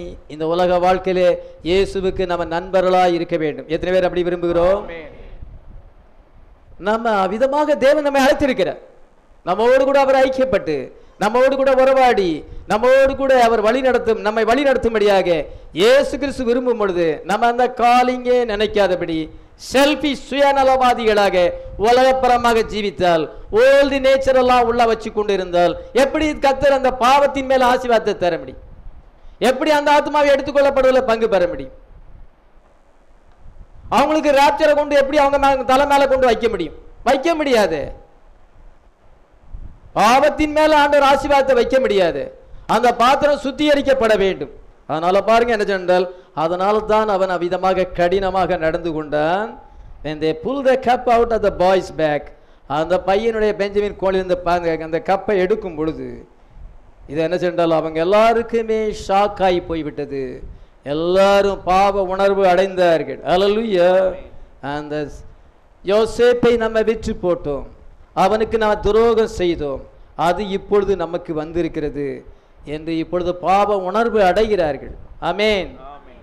அவங்கள் பாவ உணர்வு அடைந்ததை அவங்களுடைய பேச்சில் இருந்து அவங்க கெஞ்சிறாங்க. யோசேப்பிட்ட பெஞ்சமினை விட்டுருங்க விட்டுருங்கன்னு கெஞ்சிறாங்க. விடலைன்னா நாங்கள் போக முடியாது, எங்கள் அப்பா செத்தே போவார், பெஞ்சமின் வரலன்னா செத்து போவார், அவனுக்காக நாங்கள் வேணா அடிமையாக இருக்கிறோம், அவனை விட்டுருங்கன்னு சொல்லி கெஞ்சும் பொழுது யோசேப்பு அதுக்கு மேலே தன்னுடைய மனசை அடக்கி வைக்க முடியும். They realized their sins. அவங்களுடைய பாவங்களை உணர்ந்தார். இது என்ன சொன்னால், அவங்களுடைய பாவங்களை உணரும் பொழுது அங்கே யோசேப்பு அவளுக்கு பாடம் கற்பிக்கிறார். பாவம் உணர்ந்த பொழுது இனிமேல் it's a time to reveal me. ஹல்லேலூயா. என்னை அவளுக்கு வெளிப்படுத்த வேண்டிய நேரம் வந்து விட்டது. ஹல்லேலூயா. அதே போல இயேசு கிறிஸ்து யாருக்கு தன்னை வெளிப்படுத்த சித்தமாக இருக்கிறாரோ அவனுக்கே அன்றி வேற ஒன்றுக்கு வெளிப்படுத்த மாட்டார். மத்தேயு 11:25 வாசிக்கிறோம். அவங்க கண்டுபிடிக்க முடியாது, ஒரு காலம் கண்டுபிடிக்க முடியாது. அந்த 10 சகோதரர்கள் இவன் யோசேப்பு தான் என்று அங்கே கண்டுபிடிக்க சாப்நாத் பெனாயான் தான் தெரியும், யோசேப்புன்னு தெரியாது. யோசேப்பு ரிவீல் பண்ணாதான் தெரியும். அதே போல இயேசு கிறிஸ்து ஒரு ஆத்மாவுக்கு வெளிப்படுத்தினால் ஒழிய அந்த ஆத்மா இயேசு கிறிஸ்துவை பற்றி பைபிளில் படிக்கலாம், ஆனால் தன்னுடைய தனிப்பட்ட அனுபவத்திலே இயேசுவை காண முடியாது, இயேசுவை அறிந்து கொள்ள முடியாது. ஹல்லேலூயா. இன்னைக்கு உங்களுக்கு எங்களுக்கு அந்த ரெவலேஷன் கொடுத்திருக்கிறார். ஹல்லேலூயா. அவங்க ட்ரினிட்டியை தான் பிலீவ் பண்ண முடியும், ஜீசஸ் கிரைஸ்டை பிலீவ் பண்ண முடியாது. அவங்க சாபன உபதேசத்தை தான் பிலீவ் பண்ண முடியும். இவ்விதமாக இந்த ஆண்டவர் பிளான் ஆஃப் ரெடாம்ஷனை அவங்க அறிந்து கொள்ள முடியாது. பிளான் ஆஃப் ரெடாம்ஷன் அறிந்து கொள்வது என்றால் அவங்களுக்கு ரெடாம்ஷன் கிடையாது. அது இயேசு கிறிஸ்து தான் வெளிப்படுத்த வேண்டும். ஆமென். இப்ப பாருங்க என்ன சொன்னால், அவங்க தங்களை பாவங்களை உணர்ந்து விட்டார்கள். அவங்களுடைய பேச்சு எபிரேய பாஷையில பேசுறத இவன் எல்லாம் கேட்டுக்கொண்டான். இப்பொழுது அவங்க ரொம்ப கெஞ்சும் பொழுது இதுக்கு மேல அவனால அடக்கி வைக்க முடியல. ஹல்லேலூயா. பைபிள்ல எரேமியா தீர்க்கதரிசி புத்தகத்துல என்ன வாசிக்கிறோம்? சிவிங்கி தன்னுடைய புள்ளிகளை மாற்ற முடியுமா? எரேமியா 13:23 வாசிக்கலாம். எரேமியா 13:23. எத்தியோப்பியன் தன் தோலையும் சிவிங்கி தன் புள்ளிகளையும் மாற்றக்கூடுமோ? கூடுமானால் தீமை செய்ய பழகின நீங்களும் நன்மை செய்யக்கூடும். எத்தியோப்பியன் தன் தோலையும் சிவிங்கி தன்னுடைய புள்ளிகளை மாற்றக்கூடுமோ? ஜெரேமியா 13:23. ஆனால் எத்தியோப்பியன் தன் தோலை மாற்ற முடியாது, சிவிங்கி தன்னுடைய புள்ளிகளை மாற் முடியாது. அது அந்த லெப்போர்டு தன்னுடைய தோல் அங்கே அங்கே வரி வரியாக இருக்குது, புள்ளி புள்ளியாக இருக்கிறது. அதை எவ்வளோதான் நாக்க வச்சு நக்குனாலும் அந்த புள்ளி போகுமா? அந்த புள்ளி போகாது. அது நாக்க வச்சு அது நக்கும் என்றால் அந்த புள்ளி இன்னும் பளிச்சுன்னு தெரியும். அதே போல தீமை செய்ய பழகின நீங்கள் எப்படி நீங்கள் நன்மை செய்யக்கூடும்? இது அவங்களுடைய புத்தியை அவங்க எப்படி மாற்ற முடியும்? கர்த்தர் மாத்துகிறார். அல்லேலூயா. அவங்க மாற்ற முடியாது, கர்த்தர் மாத்துகிறார். அல்லேலூயா. அதுக்கு இப்படி ஒரு எக்ஸ்பீரியன்ஸ் ஒரு சிக்ஷை பொழுது அவங்க அவங்களுடைய புத்தி அங்கே மாறுகிறது. ஆமென். இப்பொழுது ஆண்டவர் ரிவீல் பண்ணுகிறார். இதை யோசேப்பு அதுக்கு மேல தன்னை அடக்கி கொள்ள முடியல. 45:1 வாசிக்கலாம். அப்பொழுது யோசேப்பு தன் அருகே நின்ற எல்லாருக்கும் முன்பாக தன்னை அடக்கி கொண்டிருக்க கூடாமல் யாவரையும் என்னை விட்டு வெளியே போக பண்ணுங்கள் என்று கட்டளையிட்டான். யோசேப்பு தன் சகோதரருக்கு தன்னை வெளிப்படுத்துகையில் ஒருவரும் அவன் அருகில் நிற்கவில்லை. அடுத்த வசனத்தை வாசிக்கலாம். அவன் சத்தமிட்டு அழுதான், அதை எகிப்தியர் கேட்டார்கள், பார்வோனின் வீட்டாரும் கேட்டார்கள். இதோ சத்தமிட்டு அழுதான். இவ்வளவு நேரம் அழுக வர சொல்ல டக்குன்னு அவங்களை விட்டு வீட்டுக்குள்ள போய் அழுதுட்டு வந்தான். கதை சாத்திட்டு வீட்டுக்குள்ள அழுதுட்டு வந்தான். இப்பொழுது அவங்க முன்னாலே அழுதுட்டான். சத்தமிட்டு அழுதான். சத்தமிட்டு அழுகும் பொழுது பக்கத்துல பார்வோன் அரண்மனை தான் இருக்குது. நெக்ஸ்ட் போர்ஷன் பார்வோ அங்கே இருக்கிறார். அந்த அபார்ட்மெண்ட்ஸ்ல பார்வோன் இருக்கும் பொழுது இந்த சத்தம் அங்கே கேட்குது. பக்கத்துல வெளியே நிக்கிறவங்களுக்கு எல்லாருக்கும் கேட்குது. யார் அழுதா? சாதாரண மனுஷன் அழுதா பரவாயில்ல, இது ஒரு கவர்னர். ஹல்லேலூயா. எகிப்து தேசத்துக்கே அதிபதி அழுகிறார். இவங்களுக்கு ஒரே ஷாக் ஆகி போய்விட்டது. இவ்வளவு நேரம் நம்மகிட்ட ரொம்ப கடினமா நடந்துகிட்டாரு, நீங்க எல்லாம் உளவாளிகள், உங்க பாஸ்போர்ட் எங்கன்னு கேட்டாரு. சிமியோனை பிடிச்சு அங்க கட்டி வச்சாரு. இதை பெஞ்சமீனை அவன் திருடன் சொல்றாரு. இதை அவனை அடிமையாக்குன்னு சொல்லுகிறாரு. இதமாக இவ்வளவு ஸ்ட்ராங் தான் நடந்தவர், இவ்வளவு பெரிய அதிபதி அழுறாரு. அவர் ஏன் அழுறாரு? திடீர்னு அழுறாரு. இன்னும் அவங்க சீக்கிரட்டை ரிவீல் பண்ணல. முதல்ல அழுத பிறகு தான் சீக்கிரட் ரிவீல் பண்ணான். திடீர்னு இவ்வளவு பெரிய கவர்னர், இவ்வளவு பெரிய போஸ்ட்ல இருக்கிறவர், இவ்வளவு அந்தஸ்துல இருக்கிறவரு நம்ம முன்னால, நம்ம அடிமைகள் ஒண்ணுக்கு உதவாது, நமக்கு முன்னால இந்த மனுஷன் அழுறான். திடீர்னு இவ்வளவு ஸ்ட்ராங்கா பேசினவன் திடீர்னு அழுறானே, என்ன வந்துச்சு அப்படின்னு அவங்களுக்கெல்லாம் ஒரே ஷாக்கா போனது. அதிர்த்து ஒன்னும் பேச முடியாம அப்படியே நிக்கும் பொழுது அழுத காரணத்தை இப்பதான் புரியுறாங்க. அடுத்த வசனத்தை வாசிக்கலாம். யோசேப்பு தன் சகோதரரை பார்த்து, நான் யோசேப்பு, என் தகப்பனார் இன்னும் உயிரோடு இருக்கிறாரா என்றான். இதான் நான் யோசேப்பு, என் தகப்பனார் இன்னும் உயிரோடு இருக்கிறாரா? அடுத்த வசனத்தை வாசிக்கலாம். அவனுடைய சகோதரர் அவனுக்கு முன்பாக கலக்கமுற்றிருந்தனாலே அவனுக்கு உத்தரம் சொல்ல கூடாமல் இருந்தார்கள். இது திடீர்னு இந்த மனுஷன் அழுறான். இவ்வளவு பெரிய, இவ்வளவு ஸ்ட்ரிக்டா நடந்துகிட்டாரு, இவ்வளவு கடினமா நடந்த மனுஷன், இவ்வளவு அதிகார தோரணையில இருந்தவர் திடீர்னு சின்ன பிள்ளை போல அழுதாரு என்று ஷாக் ஆகும் பொழுது இப்பொழுது சொல்றான், நான் யோசேப்பு. ஹல்லேலூயா. நீங்க விற்று போட்டீங்கல்ல அந்த யோசேப்பு நான். என் தகப்பனார் இன்னும் உயிரோடு இருக்கிறாரா? தம்பியை பார்த்துட்டான், அப்பா பார்க்கல. அப்பா மேல அவனுக்கு ரொம்ப பாசம், தம்பி மேலையும் பாசம். தம்பியை பார்த்துட்டா அப்பா பார்க்கலாம். எப்போ பார்த்தாலும் உங்க தகப்பனார் உயிரோடு இருக்கிறாரா, உங்க தகப்பனார் உயிரோடு இருக்கிறாரா? தகப்பனுக்கு பிரியமாக நடந்து கொண்டான். ஹல்லேலூயா. எத்தனை பேர் நம்ம இயேசுக்கு பிரியமாய் நடக்கும்? அப்பனா இயேசு மேல நமக்கு அன்பு இருக்கும். இவனுக்கு யோசேப்புக்கு தன் தகப்பனார் மேல அன்பு இருந்தது. அதனால எப்பொழுதும் கொஸ்டின் என்னவென்றால், என் தகப்பனார் உங்க தகப்பனார் உயிரோடு இருக்கிறாரா? அப்பாவை பார்க்கணும்னு ஆசை. ஏசப்பாவை பார்க்கணும் எத்தனை பேருக்கு ஆசை? ஹல்லேலூயா. தம்பியை பார்த்துட்டான், ஆனா அப்பாவை பார்க்கல. நம்ம சகோதரர்களை பார்த்துட்டோம், பிரைட் மெம்பரை நம்ம பார்த்துட்டோம். இது ஆனா நம்ம இயேசு கிறிஸ்து நம்ம இன்னும் பார்க்கல. ஹல்லேலூயா. அவரை ஒரு நாளிலே நம்ம காண வேண்டும். ஹல்லேலூயா.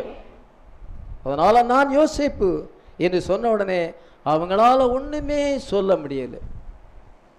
அதன் பின்பு என்ன செய்கிறான் என்றால், என் கிட்டே வாருங்கள் என்று சொல்கிறான். அடுத்த வசனத்தை வாசிக்கிறோம். அப்பொழுது யோசேப்பு தன் சகோதரரை நோக்கி, என் கிட்ட வாருங்கள் என்றான். அவர்கள் கிட்ட போனார்கள். அப்பொழுது அவன், நீங்கள் எகிப்துக்கு போகிற இடத்தில் விற்று போட்ட உங்கள் சகோதரனாகிய யோசேப்பு நான் தான். உன்னுடைய யோசேப்பு நான் தான். என்னை எகிப்துக்கு போற இடத்துல விற்று போட்டீங்களே, அந்த என்ன சொன்னால் 22 வருஷத்துக்கு முன்னால விற்று போட்டீங்களே, அந்த யோசேப்பு நான் தான்.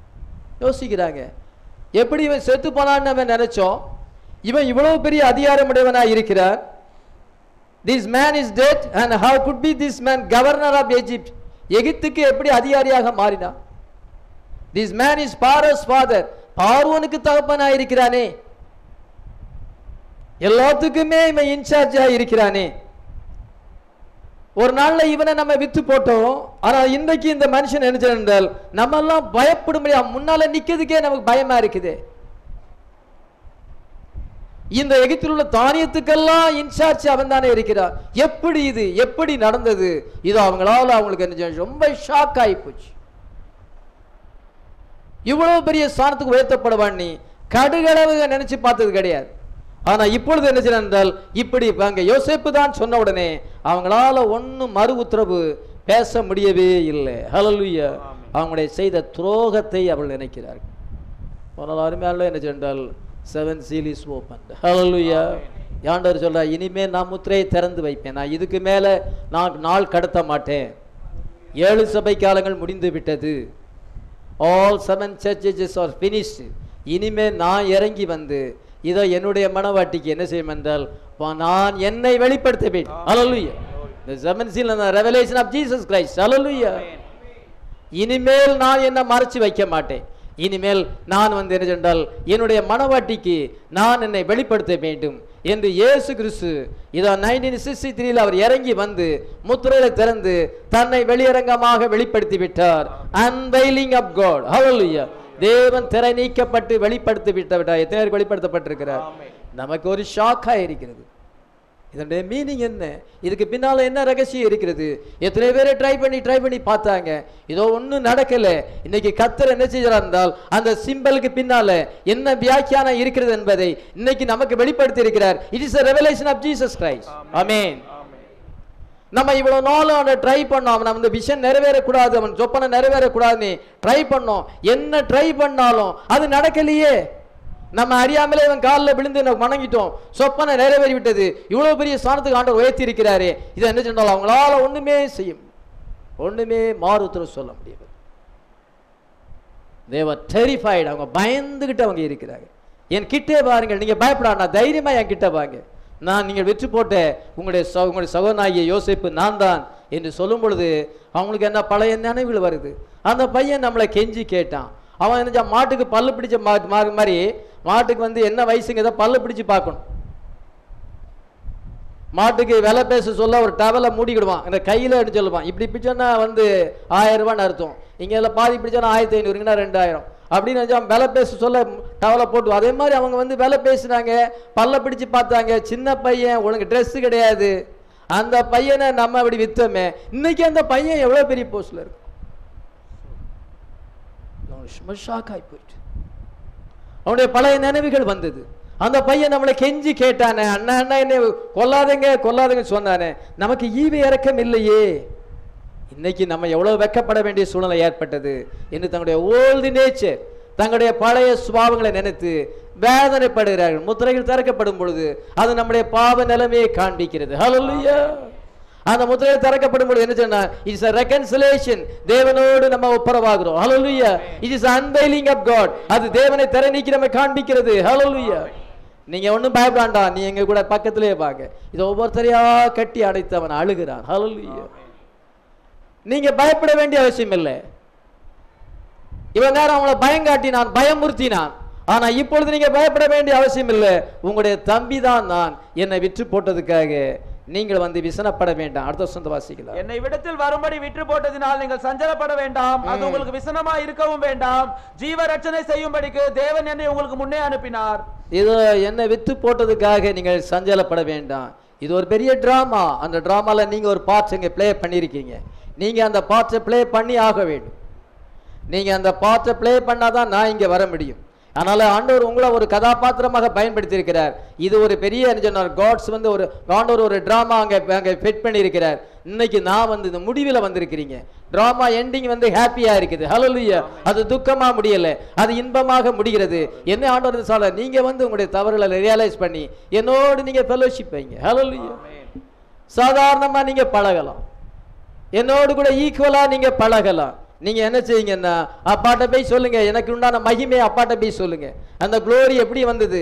நீங்க எல்லாம் இங்க வாங்க, உங்களுக்கு நான் நல்ல இடத்தை பெஸ்ட் பிளேஸ் நான் கோஷனை கொடுக்கிறேன், உங்களை நான் பராமரிப்பேன், பஞ்சத்தை பத்தி நீங்க கவலைப்பட வேண்டிய அவசியமே இல்லை. ஹல்லேலூயா. இன்னைக்கு இயேசு கிறிஸ்து அதான் உங்களுக்கு சொல்கிறார், 7 seals opened. Hallelujah. the revelation of Jesus Christ வந்தது, unveiling of God. தேவன் தன்னை திரை நீக்கி காண்பித்திருக்கிறார். நீங்க அவரோடு கூட fellowship கொண்டு வாங்க, உங்களுடைய பாவத்தை வெளிப்படுத்தி உங்களுடைய பாவ மன்னிப்புக்கு அனுஜெண்டால் அந்த blood atonement ஆண்டவர் கட்டளையிட்டு இருக்கிறார். ஹல்லேலூயா. அவரோடு கூட fellowship ஆயிருங்க. ஹல்லேலூயா. invisible unionல வாங்க. ஹல்லேலூயா. மேரேஜ் யூனியன்ல நீங்க வாங்க. ஹல்லேலூயா. எத்தனை பேர் நம்ம அப்படி வந்திருக்கிறோம்? அதுக்காக தான் அவர் இன்னைக்கு வெளிப்படுத்தி இருக்கிறார். வெளிப்படுத்த வேண்டிய நேரம், unveiling of God. ஹல்லேலூயா. அதனால பாருங்க, இவனுக்கு நோ ரிவெஞ்ச், பழி வாங்குற எண்ணமே அவனுக்கு இல்லை. அவன் அந்த சுபாவத்தை மேற்கொண்டு விட்டான். நமக்குள்ள என்ன சுபாவம் இருக்குன்னா பழி வாங்குற சுபாவம். அவர் அப்படி சொல்லிட்டார், அதனால நான் அவர் முகத்தில் முழிக்க மாட்டேன், அவர்கிட்ட பேச மாட்டேன், அவங்க அப்படி சொல்லிட்டாங்க. இது ஸ்பிரிட்ஸ் ஆஃப் ரிவெஞ்ச், அந்த பழி வாங்குற ஆவி. அது சாத்தான் நமக்குள்ள கொண்டு வருவான், நம்ம அதை மேற்கொள்ளணும். ஹல்லேலூயா. யோசேப்புக்கு இப்பொழுது அந்த ஆவி இல்லை. அவன் என்னன்னா ஸ்டாச்சர் ஆஃப் பெர்ஃபெக்ட் மேன். ஹல்லேலூயா. ஸ்டாச்சர் ஆஃப் பெர்ஃபெக்ட் மேன்ல வந்துட்டான். முதலாவது அவனுக்கு ஃபெய்த், அந்த விஷன் மேல ஃபெய்த் வந்தது. ஃபெய்த்தோடு கூட என்ன சொன்னால் வெர்ச்சு, இதோ வல்லமை வந்தது. ஓவர் அந்த விஷனுக்காக ஸ்டாண்ட் பண்ண முடிந்தது. அதன் மீது என்ன சொன்னால் அதோடு கூட ஆண்டவர் அவனுக்கு ஞானத்தை கொடுத்தார். தன்னடக்கம். போத்திபார் மனைவி அவனை பலவந்தம் பண்ணினாலும் நான் என்ன ஆக்ஷன் சேல்ல அவர் பிடிச்சு வந்திருக்கிறார். என்ன ஏலம் விட்டாங்க, ஏலத்தில் எடுத்து வந்திருக்கிறார். அப்படியாப்பட்ட பையனுக்கு எல்லாம் கொடுக்கும் பொழுது நான் அவிதமான பாவத்தை எப்படி செய்ய முடியும்? ஆனால் அவன் என்றால் அவனுக்கு தன்னடக்கம், டெம்பரன்ஸ் அங்கே இருந்தது. ஃபெய்த், வெர்ச்சு என்றால் விஸ்டம் அண்ட் டெம்பரன்ஸ். அதுக்கு பிறகு என்ன சொன்னால் பொறுமை, பேஷன்ஸா இருக்கிறான். அதன் பின்பு என்ன சொன்னால் இதோ பொறுமைக்கு பிறகு தேவ பக்தி, அதுக்கு பிறகு சகோதர சிநேகம், தன் சகோதரனை நினைக்கிறான். அதன் பின்பு charity. Hallelujah. godliness, brotherly kindness and then charity, divine love. தன்னுடைய சகோதரமார்களை நல்லவர்களாக மாற்ற வேண்டும். அவங்களுடைய அழைப்பு விசேஷித்தமானது. அவங்க கோத்திர பிதாக்களாக இருக்கிறார்கள். அவங்க இப்படி ஓல்டு நேச்சராக இருப்பது தேவனுக்கு சித்தம் அல்ல. அவங்களை கோத்திர பிதாக்களாக ஸ்டாண்ட் பண்ண வேண்டும். ஹல்லேலூயா. அவங்களை பெட்டர் பிரதர்ஸாக மாற்ற வேண்டும். அதான் சேரிட்டி, டிவைன் லவ் அவனுக்கு இருந்தது. ஹல்லேலூயா. நோ ஸ்பிரிட் ஆஃப் ரிவெஞ்ச், பழி வாங்குற ஆவி அவனத்துல இல்லை. என்னென்றால் unveiling of God. இதை என்ன சொன்னால் கர்த்தர் இன்றைக்கு நமக்கு திரை நீக்கி வெளிப்படுத்தி இருக்கிறார். எத்தனை பேர் விசுவாசிக்கிறோம்? I am going to break the seals now of my life and unveiling myself. நான் இப்பொழுது என்ன சொன்னால் முத்திரைகளை உடைத்து என்னை அவளுக்கு வெளிப்படுத்த போகிறேன். bring your sins up, உங்களுடைய பாவங்களுக்கு ஒரு முடிவை ஏற்படுத்த போகிறேன். அந்த பாவம் என்ன சொன்னால் உங்களுக்குள்ள இருக்கிறது, அது 22 வருஷமா மறைஞ்சிருக்கிறது. அந்த கில்ட்டி, அந்த கரை இருக்கிறது. அந்த கரை நீங்குவதற்கு நான் வார்த்தையை கொண்டு வருகிறேன், ப்ளீச்சை கொண்டு வருகிறேன். அது உங்களுடைய பாவ கரையில நீக்கும். ஆமென். கில்ஸ் யூ, உங்களை நான் சுத்திகரித்து என்ன சொல்ற ரெஸ்டோர் ஃபெல்லோஷிப். ஒருத்தருக்கு ஒருத்தர் பகையா இருந்தோம், இனி பகை வேண்டாம். வீட்டில் இருக்கும் பொழுது நீங்க என்ன பகைச்சீங்க, இனி அந்த பகையே வேண்டாம். சகோதர சிநேகம். ஹல்லேலூயா. Brotherly kindness. ஹல்லேலூயா. அதனால ஜெண்டல் அன்வைலிங் ஆஃப் காட். தேவன் தன்னை தரை நீக்கி வெளிப்படுத்தும் பொழுது எவ்வளோ ஒரு மகத்தான ஒரு காரியம். எது அவனை நம்ம எவ்வளோ பிரேக் பண்ணி பார்த்தோம், விஷயம் நிறைவேறக்கூடாதுன்னு பார்த்தோம், முடியலையே. இன்னைக்கு அவன் நமக்கு மேல ஸ்டாண்ட் பண்ணிக்கிறான். சகோதரமார்கள் பார்த்து ஆச்சரியப்பட்டார்கள். கர்த்தருக்கு விரோதமான ஞானம் இல்லை, கர்த்தருக்கு விரோதமாக போரிட்டு ஜெயிக்க முடியாது. ஹல்லேலூயா. தாவீதை ஆண்டவர் அங்கே ராஜாவாக அபிஷேகம் பண்ணி முடியாது. சவுல் ட்ரை பண்ணி பார்த்தான், முடியல. அவன் சவுல் மரணத்துக்கு பிறகு அப்பனேருக்கு ட்ரை பண்ணி பார்க்கிறான். அப்பனேருக்கு தெரியும் சாமுவேல் சவுலை அங்கே தாவீதை அபிஷேகம் பண்ணிக்கிறார், தாவீது ராஜா வர வேண்டும். உடனே சவுல் மரித்த பிறகு அவன் போய் சரண்டர் பண்ண வேண்டியதானே.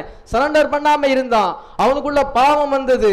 இதை பின்பு என்ன செய்யறான் என்றால் நான் போய் ராஜபாரத்தை அங்க கொடுக்க போறேன்னு சொன்னான். ஆண்டவர் அதை அனுமதிக்கல. ஒரு என்ன இதென்றால் மதியற்றவன் மரிப்பது போல நீ மரித்தாயே. நீ அந்த நேரத்தில் சரண்டர் பண்ணியிருக்கலாம்.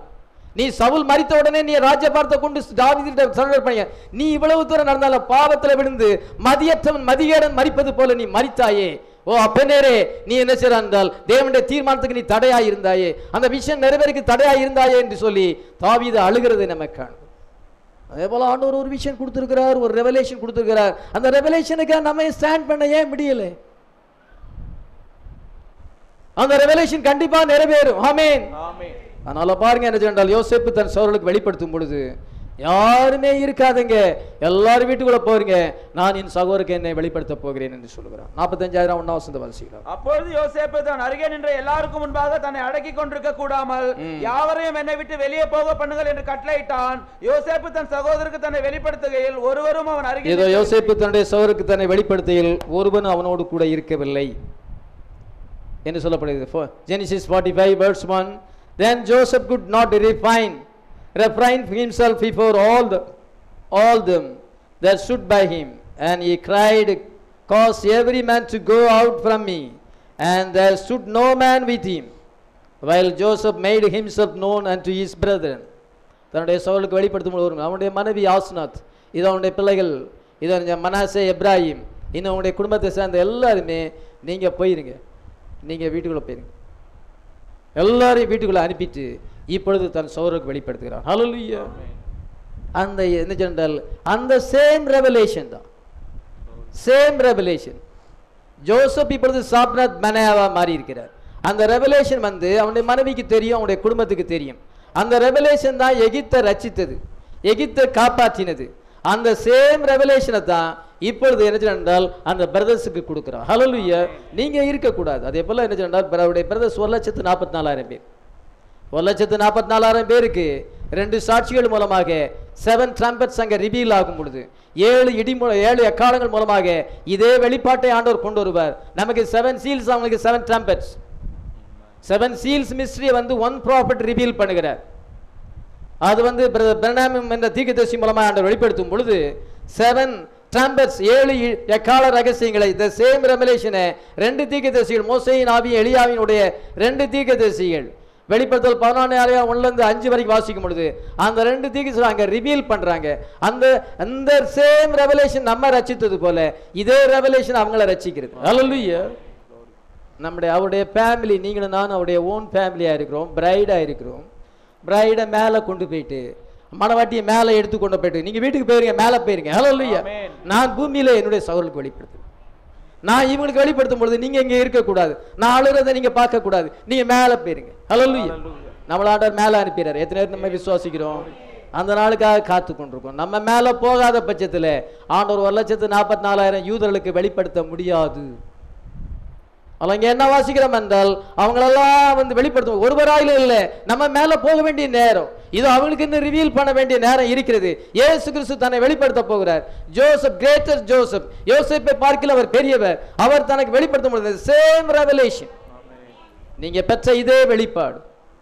7 சபை காலங்களில் என்ன நடந்தது?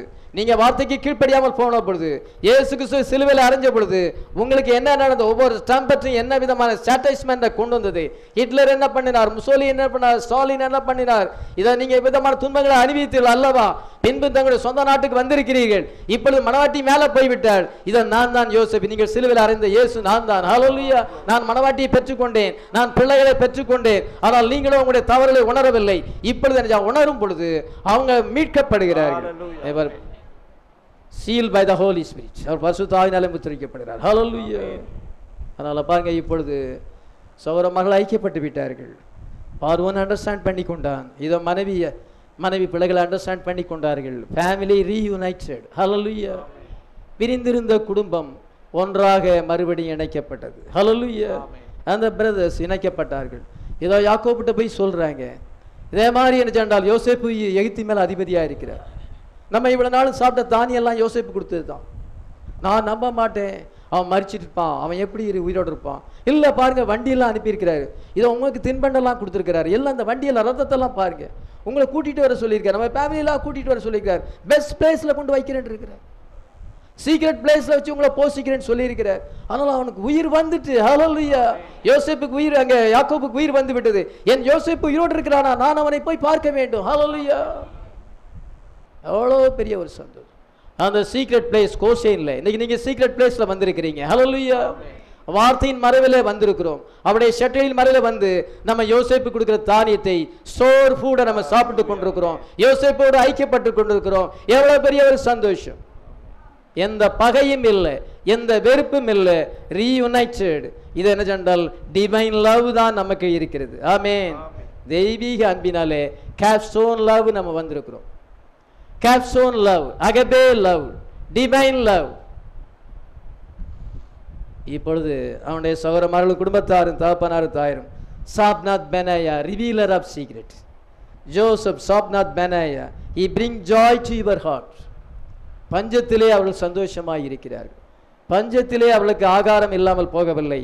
இதோ அந்த தேசத்தினுடைய ஃபர்ஸ்ட் குவாலிட்டி ஃபுட் அவங்க சாப்பிட்றாங்க. he nourish you with this food. ஆகாரத்தினாலே நமக்கு பெஸ்ட் ரெவலேஷன் ஆண்டவர் தருகிறார். hallelujah. give you the food of living, a revealer of the secret, to empower you, secret, to let you know the hour you are living. நீங்கள் எந்த நேரத்திலே வாழுகிறீர்கள் என்பதை இதை அறியத்தக்கதாக, எப்பொழுது எந்த நேரம் வந்திருக்கிறது அறியும்படியாக இதை கர்த்தர் என்ன செஞ்சிருக்கிறார் என்றால் அந்த சீக்ரெட் நமக்கு ரிவீல் பண்ணியிருக்கிறார். சாப்நாத் பெனாயாவை நம்ம இன்னைக்கு நம்முடைய சாப்நாத் பெனாயா இயேசு கிறிஸ்துவை நாம் இன்னைக்கு ஆராதிக்க வேண்டும். ஆமென். எல்லாரும் ஜெபம்.